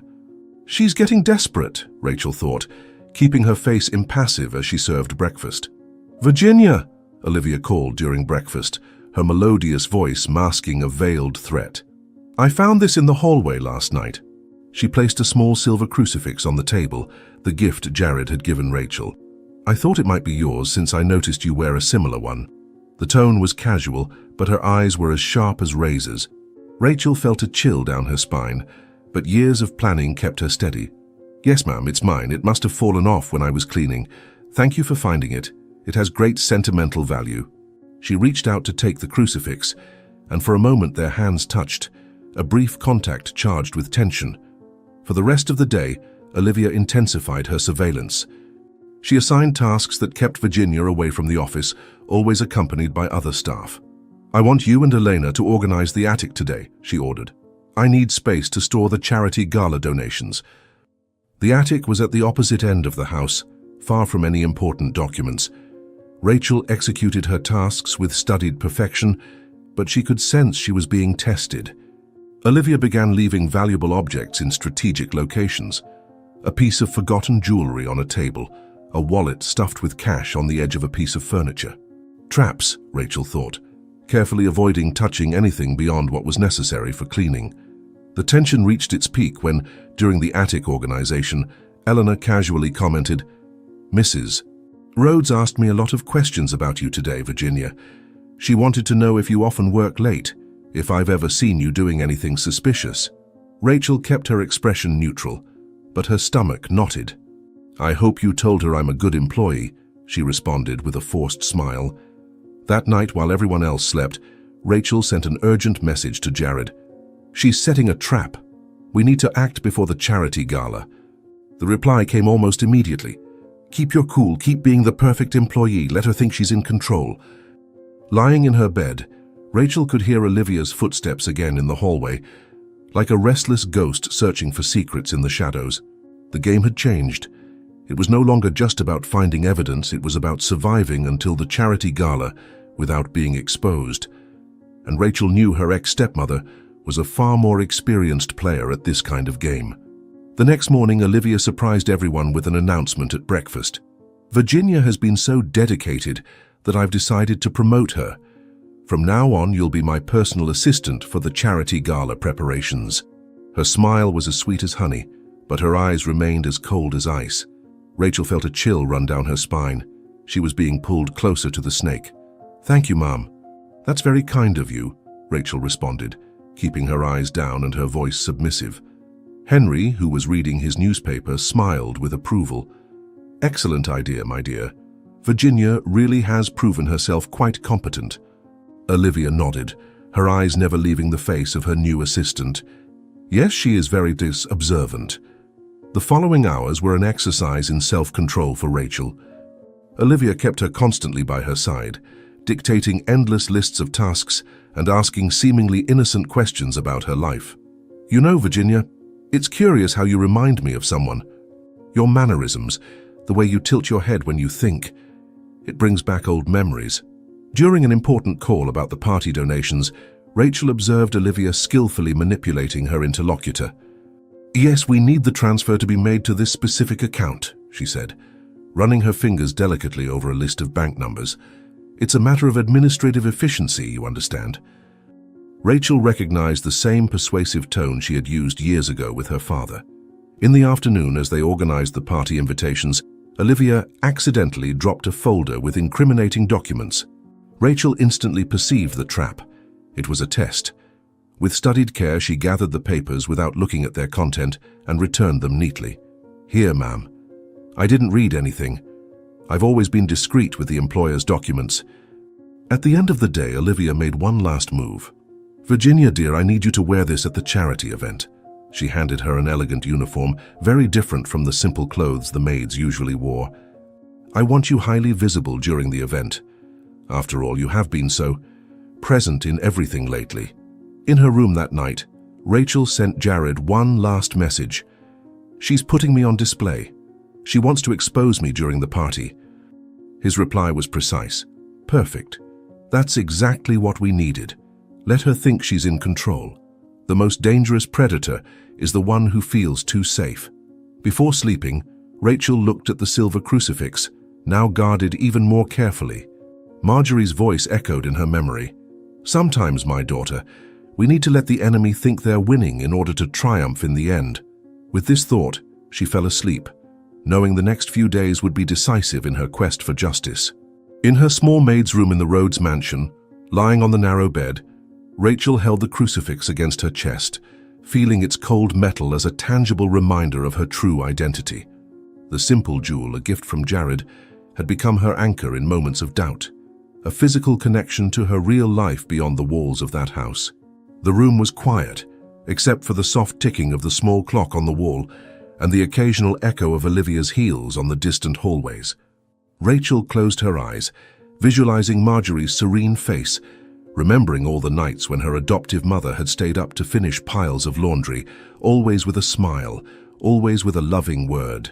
Marjorie's words of wisdom always came at the most needed moments, like a lighthouse guiding a ship through turbulent waters. Now, more than ever, Rachel needed that light. The plan was in motion, the pieces slowly falling into place, but the danger of being discovered grew with each passing day. One mistake, one wrong word, one careless glance could ruin everything. Tucking the crucifix under her pillow, Rachel pulled the thin blanket up to her chin. Tomorrow would be another day of careful acting, constant observation, calculated patience. As Marjorie always said, justice has its own time, and sometimes you need to take a step back before you can move forward. With this certainty in her heart, she finally allowed sleep to embrace her, her dreams blending memories of the past with hopes for the future. The day of the charity gala dawned with a different energy at the Rhodes mansion. The property was transformed. Arrangements of white calla lilies decorated every room. Elegantly set tables with linen cloths and sparkling crystal occupied the immense garden, and a small string orchestra tuned their instruments near the pool. Rachel, wearing the elegant uniform chosen by Olivia, watched the bustle of the staff with a pounding heart. Tonight would be the culmination of years of planning. Olivia circulated through the scene like a queen in her domain, supervising every detail with eagle eyes. Her melodious voice alternated between firm orders and calculated praises. "Virginia, dear, come here. I want you to be in charge of welcoming the guests. You have such a special way of observing people. You'll be perfect at ensuring everyone feels properly welcomed at our little charity celebration."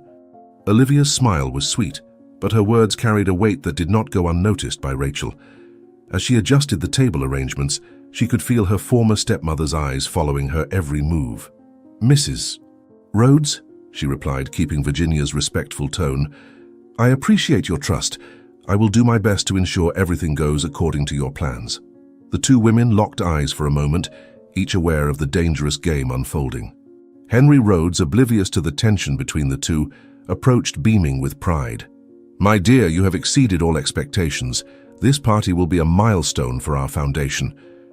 Olivia received her husband's praise with false modesty, her eyes shining with the cunning Rachel knew so well. "All for the sake of underprivileged children, my love. You know how important this cause is to me. After all, what kind of person would I be if I didn't help those in need?" The irony of that statement made Rachel's stomach churn, but she kept her expression neutral as she continued her preparations. Her phone vibrated discreetly in her pocket, a message from Jared. "Everything's ready. The documents will be delivered at the right moment. Stay strong." She took a deep breath, remembering Marjorie's words about doing justice the right way. As the afternoon wore on, the tension in the air became more and more palpable. Olivia gathered all the staff for one last briefing, her voice laced with authority. "Tonight is crucial for our foundation. We will have important society figures, press, influential people. Virginia," her eyes fixed on Rachel with disturbing intensity, "I want you especially attentive. I'm sure this will be a memorable night." In her small room preparing for the night, Rachel allowed herself a moment of reflection. Years of planning, months of infiltration, everything would culminate that night.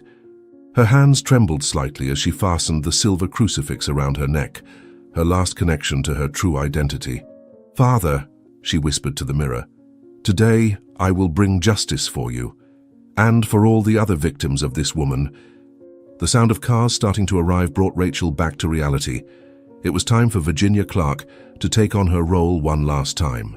She adjusted the elegant uniform, checked her posture in the mirror, and took a deep breath.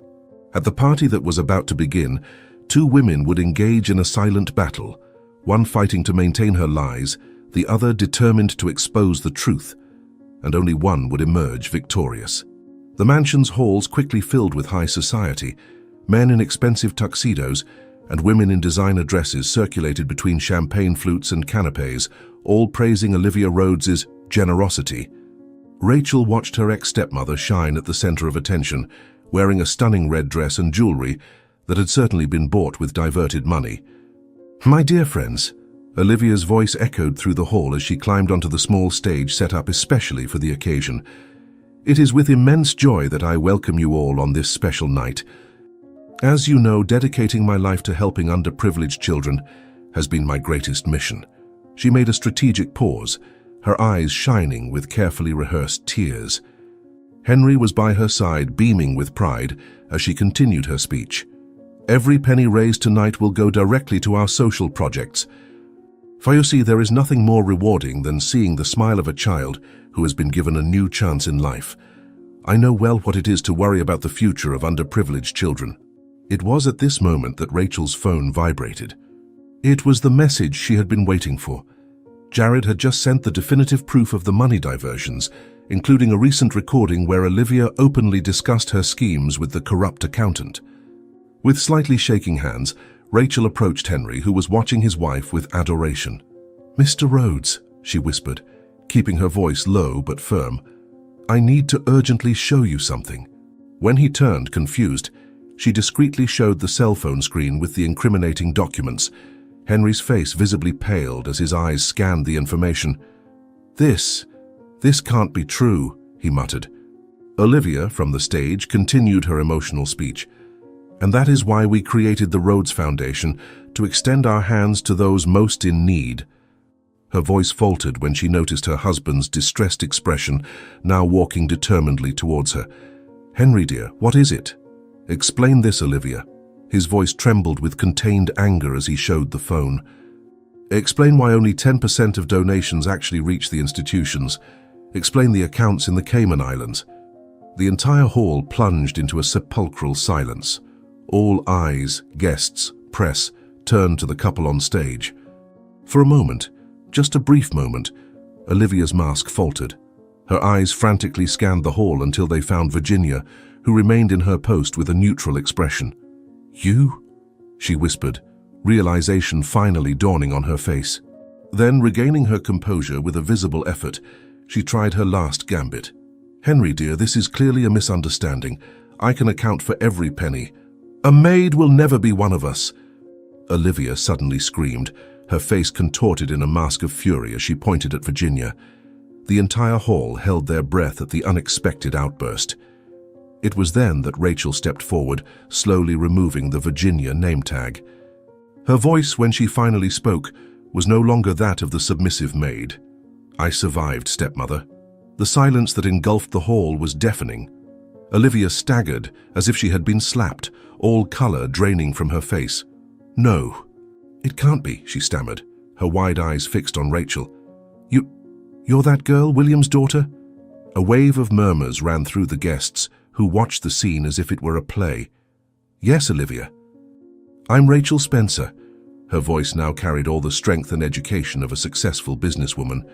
"The same girl you abandoned on a dark street after killing my father."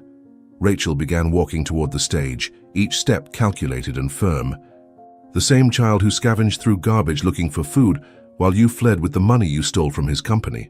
Henry, who watched the scene stunned, finally found his voice. "What is she talking about, Olivia? What story is this?" But before his wife could answer, Rachel continued, "Let me tell everyone present who Olivia Rhodes really is. She was my father, William Spencer's fiancée, an honest and generous businessman. For months she embezzled money from his company, just as she is now doing with the foundation." Olivia tried to regain control of the situation, her artificial smile returning to her lips. "What nonsense! This girl is obviously disturbed. Guards, remove this imposter from here." But no one moved. Everyone was hypnotized by the unfolding events. "When my father discovered the embezzlement," Rachel continued, her voice laden with contained emotion, "she pushed him down the stairs. I saw everything. I was only 6 years old, but I never forgot the expression on her face when she realized he was dead. It wasn't remorse, it was just inconvenience." Tears now streamed freely down the faces of several guests, and some journalists present were already taking frantic notes. It was then that Jared emerged from the crowd, carrying a thick folder. "Here is all the evidence," he announced, handing the documents to Henry. "Bank records, suspicious transfers, both from the current case and the past. Olivia Rhodes has a history of similar scams in other cities. Always the same pattern.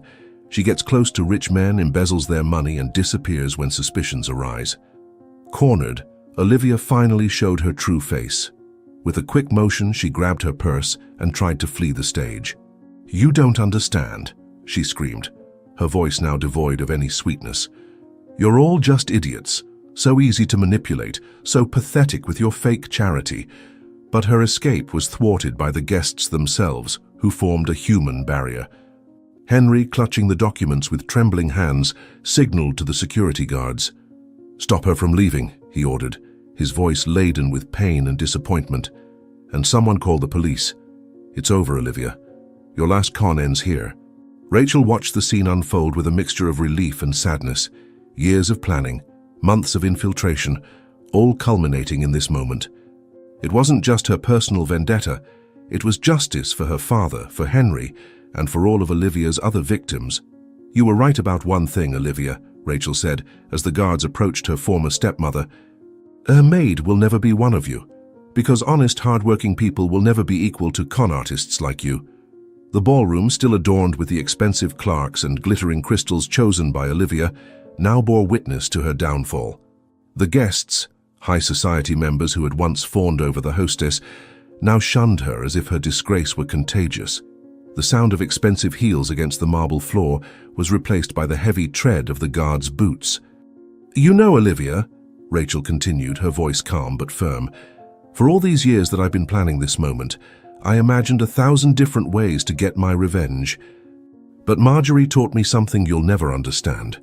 True nobility isn't in the clothes we wear or the jewels we adorn ourselves with, but in the character we build." The photographers present at the event, who had earlier jockeyed for the best angle to capture the society benefactor, now documented her humiliation. The flashes illuminated Olivia's contorted face, recording the exact moment her facade of refinement finally shattered. "You left me on that dark street thinking you were getting rid of an inconvenient witness." Rachel took a step forward, her bearing now revealing the successful businesswoman she had become. But fate had other plans. "That night didn't mark my end, but my beginning, because it was there that I learned the true meaning of love and dignity." The party guests, who had moments ago applauded Olivia's hypocritical speech about charity, now whispered among themselves, recounting every interaction they'd had with her, seeing the signs they had ignored.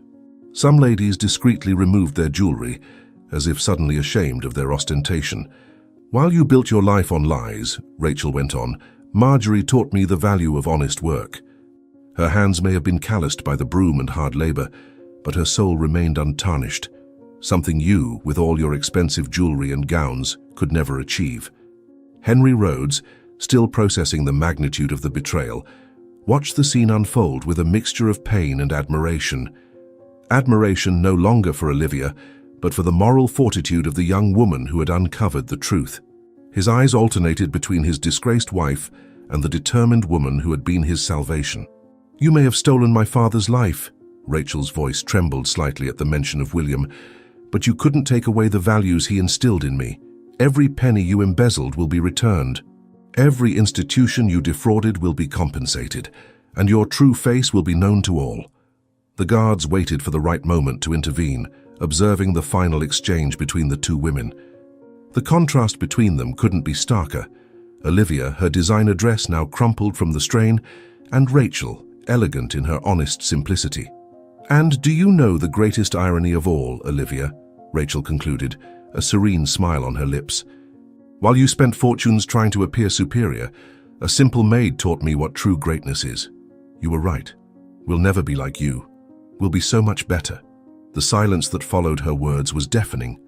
Even those who had been whispering moments ago now watched in complete stillness.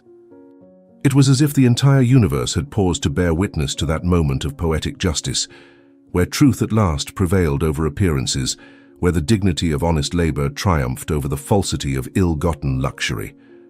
The Rhodes Mansion's ballroom, still decorated for the interrupted charity event, was now nearly empty. Only a few people remained, guards at the doors, some insistent journalists refusing to leave, and at the center of it all, Henry Rhodes, seated in a velvet armchair, his face buried in his hands, the picture-perfect image of a man devastated by betrayal. Rachel, still wearing Virginia's crisp uniform, but now carrying herself with the poise of a businesswoman, surveyed the scene with a mixture of compassion and understanding. She was intimately familiar with that pain, that feeling of having your entire world crumble after discovering Olivia's lies. She approached Henry slowly, her footsteps echoing across the now silent marble floor. "Mr. Rhodes," she began, her voice now free of Virginia's forced accent, "I know exactly how you're feeling at this moment. The sensation of being deceived by someone you trusted implicitly, someone who vowed eternal love only to betray that trust in the cruelest way possible." She paused, allowing her words to sink in before continuing. "But you must be strong now. There is much work to be done to undo the damage she has caused." Henry raised his face, his red eyes meeting Rachel's. "How did you manage?"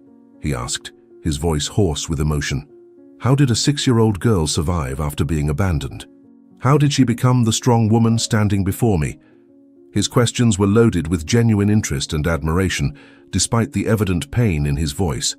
Rachel sat in a nearby chair, carefully adjusting her posture.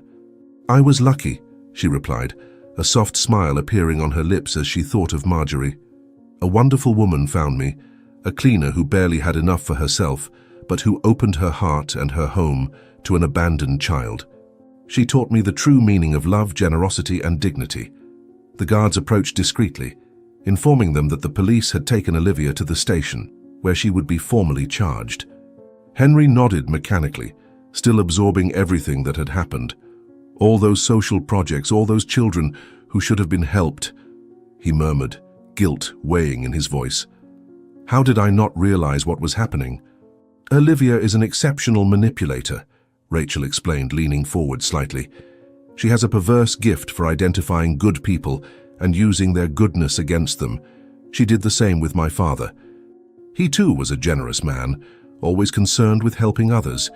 She knows exactly how to exploit that goodness for her own ends." Jared, who had remained discreetly in a corner of the hall, approached with a folder of documents. "Mr. Rhodes," he respectfully intervened, "we managed to trace a large portion of the diverted money.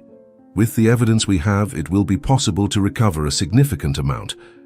You can use that money to truly help the people Olivia pretended to want to help." Henry took the folder with trembling hands, his eyes quickly scanning the documents. "How you planned all of this for years," he said, looking at Rachel with newfound understanding. "It wasn't just for revenge, it was for justice, to prevent her from continuing to destroy lives." His voice carried a mixture of admiration and gratitude that made Rachel's throat tighten. "I learned from my foster mother that justice is different from revenge," she replied, her voice soft but firm. "Revenge only perpetuates the cycle of pain. Justice interrupts it." She paused, remembering Marjorie's wise words. "And now finally Olivia will no longer be able to hurt anyone." As the night progressed, the mansion slowly returned to normalcy. The staff began to collect the decorations from the interrupted party, their hushed voices commenting on the extraordinary events of that night. Francisca, the housekeeper, coordinated the cleanup efficiently, but her eyes often turned to Rachel with a mixture of respect and admiration. "I always knew there was something special about you," Francisca commented, approaching Rachel with a cup of tea. "The way you carried yourself, the way you observed everything. It was more than just a simple employee." Rachel accepted the drink with a grateful smile, feeling the weight of the past months finally beginning to dissipate. Henry, who had briefly withdrawn to make some important calls, returned to the hall with a more composed expression. "Rachel," he called, his voice now stronger, "I would like you to help me reorganize the foundation. Your knowledge in administration and your experience with Olivia's true nature would be invaluable in rebuilding everything the right way." "It would be an honor, Mr. Rhodes," Rachel replied, setting the cup down on the table. "In fact, I have some suggestions on how we can transform the foundation into something truly beneficial." She paused, organizing her thoughts before continuing.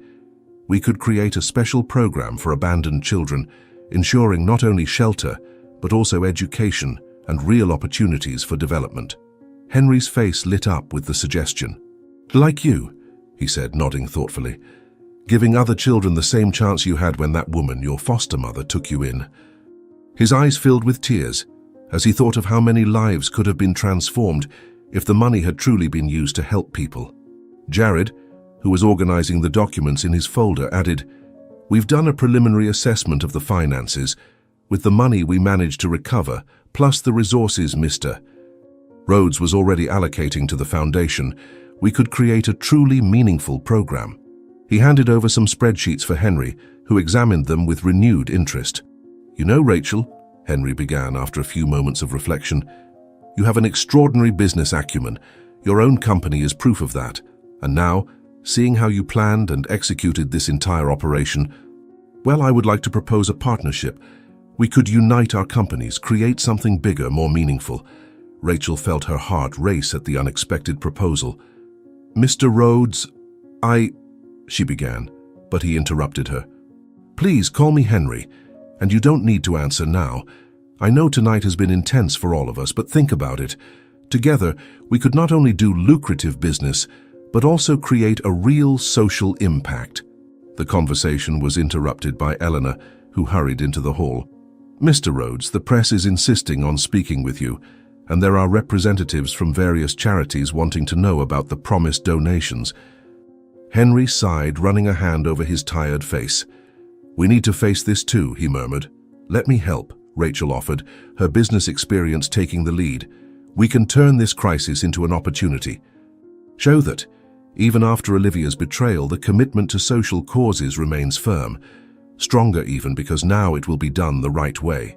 The following day dawned with a different energy in the Rhodes mansion. The conference room, once dominated by Olivia's manipulative presence, was now occupied by Rachel, Henry, and a team of financial advisors. On the table, spreadsheets and documents detailed the true state of the foundation's finances and the companies affected by the scams. "The loss is considerable," Rachel explained, pointing at the numbers projected on the screen. "But it's not irreversible. With proper and transparent management, we can not only recover what was lost, but create something much greater." Her eyes shone with determination as she presented a detailed restructuring plan. "I propose to unify our companies into a large business group with a specific division dedicated to social projects." Henry watched every detail of the presentation closely, impressed by Rachel's competence and vision.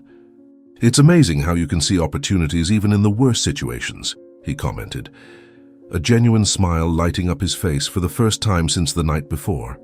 "You have the same entrepreneurial vision as your father, William, but with a special touch of humanity that I imagine came from your foster mother." The mention of Marjorie made Rachel pause emotionally. "Yes, Marjorie taught me that business and compassion don't have to be mutually exclusive. We can be successful and still make a difference in people's lives." She took a deep breath before continuing. "That's why I want to propose that our first initiative be the creation of the Marjorie Clark Institute, a vocational training center for women in vulnerable situations." The proposal was received with enthusiasm by everyone present. Jared, who participated in the meeting as a legal consultant, began to detail the legal aspects of the project. "We can structure the institute as a non-profit organization, but with all the efficiency of a private company. Total transparency in accounts, regular audits, and an administrative council formed by people with a proven track record of social work." The following hours were dedicated to detailed planning of the new business structure. Henry and Rachel worked in perfect harmony, complementing each other's ideas, building something that transcended traditional business. The meeting room, once a stage for conspiracies and lies, now vibrated with positive energy and purpose. "You know, Rachel," Henry said during a coffee break, "I'm starting to see that all this tragedy with Olivia may have been necessary. Sometimes we need to go through difficult moments to find a greater purpose." He paused, carefully choosing his next words. "You not only prevented her from continuing to harm others, but you also showed us a better path." As the afternoon progressed, they finalized the last details of the plan. Rachel looked out the office window, observing the garden where, the night before, her true identity had been revealed. "It's strange," she reflected out loud. "I spent so much time planning my revenge, and in the end I found something much more valuable. The chance to really make a difference." Henry approached, placing a gentle hand on her shoulder. "You've already made a difference, Rachel, and you'll keep making a difference. Together, we'll transform the pain of the past into hope for the future." The two remained silent for a moment, contemplating the new path that lay ahead of them, a path of reconstruction, redemption, and true purpose. The office, bathed in the soft light of the late afternoon, seemed to envelop the two in an atmosphere of infinite possibilities. The last rays of sunlight danced across the spreadsheets and documents scattered across the table, transforming cold numbers into promises of change. Henry observed Rachel's determined profile, recognizing in her the same strength he admired in his own daughter. "You know," he began, his voice laden with contained emotion, "when I discovered Olivia's lies, I thought I'd never be able to trust anyone again. I thought my dream of making a difference in people's lives had died, along with my illusions about her." He paused, organizing his thoughts. "But then you came along, first as Virginia, then as Rachel, and you showed me that there are still people willing to fight for what's right." Rachel felt her eyes fill with tears, but they were different from the ones she had already shed. They were not tears of pain or anger, but of gratitude and hope. "You remind me so much of my father," she confessed. "The same genuine kindness, the same sincere desire to help others. That's what Olivia exploited in both of you, but it's also what will allow us to create something truly meaningful." The phone rang softly, bringing news of the first projects they had planned together. A vocational training school would be built in the neighborhood where Marjorie had found Rachel. A shelter for vulnerable children was already in the approval phase. Each project was a small victory against the legacy of destruction Olivia had left behind. "It's amazing," Henry reflected, examining the plans for the future institute, "how sometimes we need to lose everything to find our true purpose. Every penny that Olivia diverted will be transformed into real opportunities for change. Every lie she told will be replaced by a true story of overcoming." The sun was beginning to set, painting the sky in shades of pink and gold. On the street below, people returned to their homes after a day's work, oblivious to the transformation being planned in that office. Rachel thought of how many of those people could be helped by the projects they were developing. "When Marjorie found me," she said, her voice soft but firm, "she had nothing but her generous heart and her working hands. But it was enough to completely change my life. Imagine what we can do with resources, structure, and a committed team." Henry smiled, remembering his own experiences with social work before meeting Olivia. "Do you know what I admire most about you, Rachel? Your ability to transform a story of revenge into a mission of love. You could have simply exposed Olivia and gone your way, but you chose to create something greater than your own pain." An employee discreetly entered, bringing more documents for signature. They were the official papers that would unite their companies into a single conglomerate, dedicated not only to profit, but primarily to social impact. Each signature was a step toward realizing a dream greater than themselves. "It's funny," said Rachel as she signed the last document, "how life guides us along unexpected paths. When I began planning my revenge, I never imagined I would end up building something like this. I never imagined I would find a partner who shared the same vision of social transformation." The twilight now cast long shadows across the office, but neither Rachel nor Henry seemed to notice the passage of time. They were absorbed in their plans, their hopes, their shared vision of a better future. It was as if the universe conspired in their favor, transforming every obstacle of the past into a stepping stone for the future. The courtroom was packed when the final sentence was pronounced. Olivia Rhodes, once a respected figure of high society, now wore a simple prisoner's uniform. Her face, devoid of the expensive makeup she used to wear, showed the marks of time and the anxiety of the last months spent in pre-trial detention.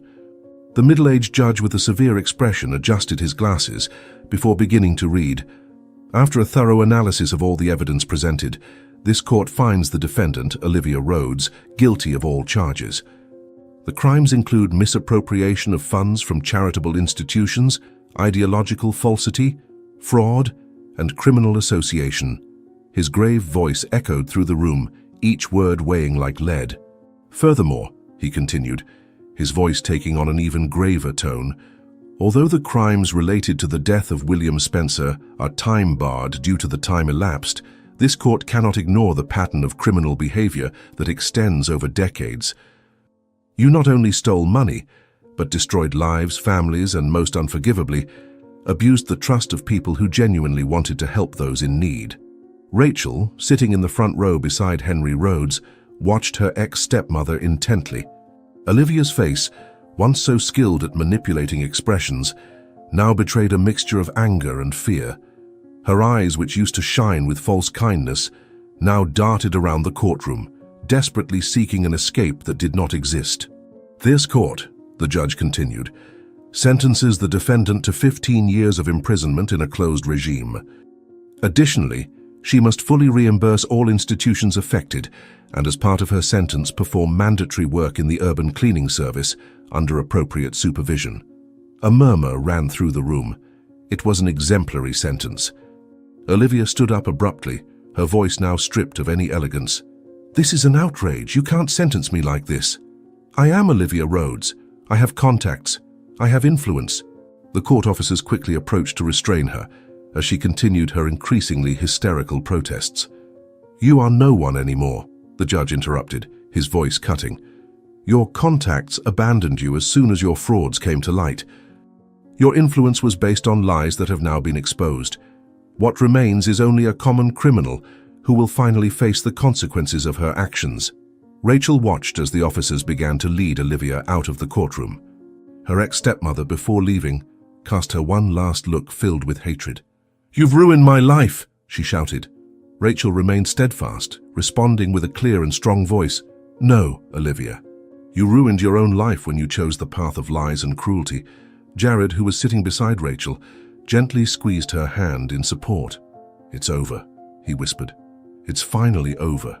But Rachel knew it wasn't an end. It was a new beginning. Olivia's conviction was not only the closure of a painful chapter, but also the opening of a new path of hope. Henry turned to Rachel, his eyes shining with determination. "Now we can truly begin our work, to transform all that evil into something positive." She nodded, thinking of Marjorie and her father. Justice had been served not through revenge, but through truth and law. As they left the courthouse, a small crowd of journalists awaited them. Rachel took a deep breath, preparing to make a statement she had mentally rehearsed. It was time to transform that story of tragedy into a message of hope and renewal.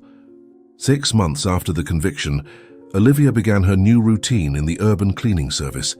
Under the scorching sun, dressed in a fluorescent orange uniform and supervised by 2 guards, she swept the streets of the city center.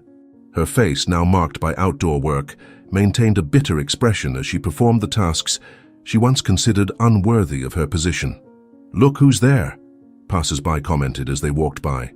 "The famous Mrs. Rhodes who stole money from needy children." Olivia tried to ignore the comments, but each word was like a small stab to her pride. Her hands, once always impeccably groomed, were now calloused from the broomstick and stained by hard labor. During her mandatory breaks, she was forced to see in newspapers and magazines the news about the success of the new business conglomerate formed by Rachel and Henry. Rhodes Spencer Social Enterprises revolutionizes the concept of business with social responsibility, the headlines announced. The Marjorie Clark Institute, already in full operation, was transforming the lives of dozens of women in vulnerable situations.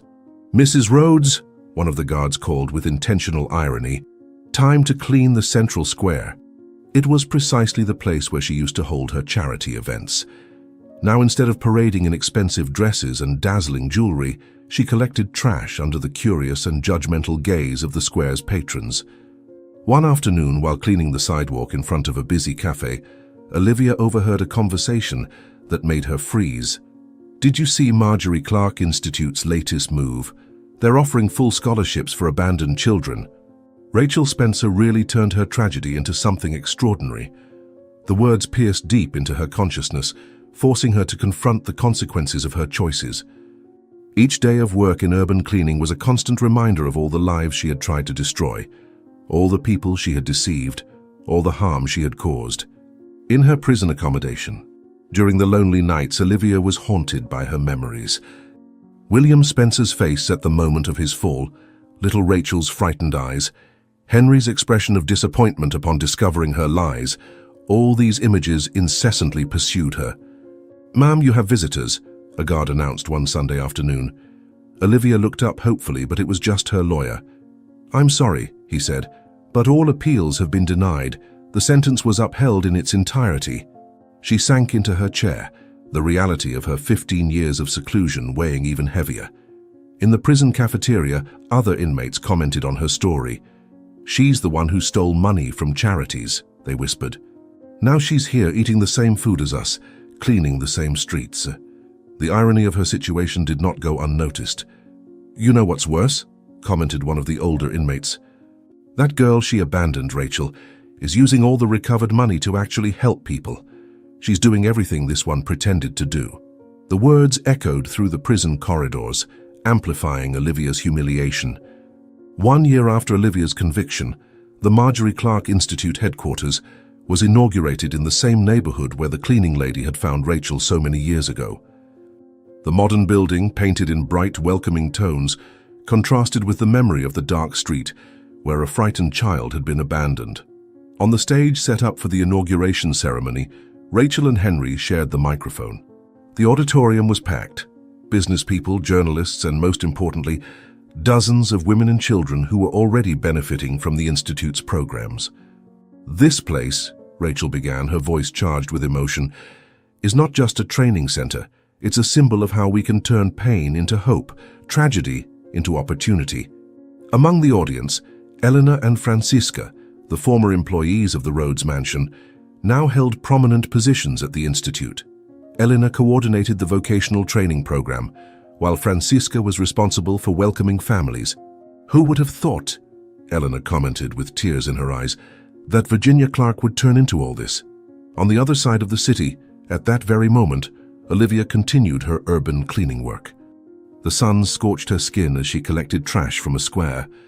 A television turned on in a nearby snack bar broadcast the inauguration ceremony. She paused for a moment, leaning on her broom, watching Rachel's radiant face on the screen.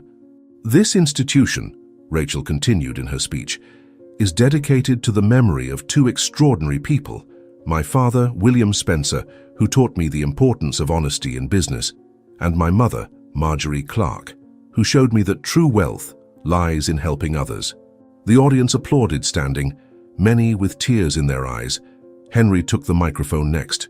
"When I think about how it all started, with a lie, a betrayal, I see that sometimes we need to go through the worst to find the best in ourselves.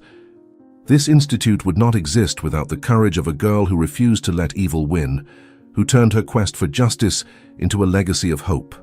In prison, during the nights, Olivia now had a new routine. She was forced to watch, along with other inmates, videos about the social projects she had defrauded. Each success story, each life transformed by the money that was now correctly applied, was a constant reminder of her failure. Jared, who had become the legal director of the Rhodes Spencer conglomerate, implemented a transparency program that became a national reference. "The best way to honor Marjorie's memory," he explained in interviews, "is to ensure that every penny intended for social causes actually reaches those in need." In the last scene of that day, Rachel visited Marjorie's grave. She left a bouquet of Clarks and a photo of the Institute. "We made it, Mom," she whispered. "We turned that sad story into something bigger than ourselves. You always said good wins in the end, didn't you? You were right, as always." Meanwhile, Olivia returned to her cell after another day of work on the streets. Her calloused hands, her dirty uniform, her face marked by the sun and bitterness, everything was a testament to how life turns. On her desk, a newspaper showed a photo of Rachel cutting the inauguration ribbon of the Institute. The headline read, "From abandoned child to business leader, how tragedy turned into triumph." In the end, Rachel thought as she left the cemetery, it wasn't about revenge, it was about doing the right thing the right way. It was about honoring the legacy of love I received and turning it into something greater. The sun set on the horizon, painting the sky in golden hues, a reminder that after the darkest nights, a new dawn always comes. Her footsteps echoed softly along the stone path as she reflected on the incredible journey she had taken. From a frightened child rummaging through trash to survive, she had transformed into a strong and determined woman, capable not only of facing her own demons, but also of helping others overcome their difficulties. The Marjorie Clark Institute had already changed the lives of hundreds of people in just its first year of operation. Rachel smiled as she remembered the last graduation, where 50 women had completed their vocational courses. Each of them carried a story of overcoming. Each of them was a living testimony that transformation was possible. As she walked to her car, Rachel thought about how her adoptive mother would be proud to see that her example of kindness and honest work had multiplied. The money that Olivia would once divert now funded scholarships, training programs, and social entrepreneurship projects. The Rhodes Spencer conglomerate had become a benchmark in social responsibility. Entrepreneurs from across the country sought guidance on how to implement similar programs in their organizations. Rachel's story, once revealed, inspired others to turn their own painful experiences into positive impact projects. Henry had become more than a business partner. He was a true friend and mentor. His business experience, combined with Rachel's idealism and determination, created a perfect synergy. Together, they proved that it was possible to reconcile business success with social responsibility. Jared continued by her side, not only as legal director, but as the loyal friend he had always been. His transparency program had become a model for other institutions, ensuring that every donated penny was properly applied and documented. Francisca and Elena, now in leadership positions at the Institute, brought their life experience to make the programs more effective and welcoming. They understood, better than anyone, the needs and challenges of the women seeking help. Sitting in her car, Rachel took the silver crucifix that Jared had given her, the same one she had worn during her mission as Virginia Clark. That small object carried so many memories, so many moments of doubt and courage. Now it was a symbol not of revenge, but of transformation. In her bag, an old photo showed Rachel as a child in Marjorie's arms. Next to it, a recent photo of the Institute showed hundreds of smiling faces. Mothers, daughters, entire families benefited by the social programs. It was living proof that love, when multiplied, has the power to change the world. The legacy of her father, William Spencer, had been honored not through revenge but through the continuity of his entrepreneurial and generous spirit. Marjorie's legacy lived on in every transformed life, in every story of overcoming born at the Institute. Starting the car, Rachel took one last look at her adoptive mother's grave. The sky now displayed shades of pink and purple, creating a spectacle of colors that seemed to bless her path. She knew her journey had not ended. In fact, it was just beginning. There was still much work to be done, many lives to be touched, many stories of transformation to be written. "You always said that God writes straight with crooked lines, didn't you, Mom?" she whispered, a soft smile on her lips. "And you were right, as always. Sometimes we need to go through the darkness to learn to appreciate and create light. Did you like the story of Rachel and Olivia? Then subscribe to the channel, leave your like and check out the next one that's waiting for you here on the screen. I'll see you there.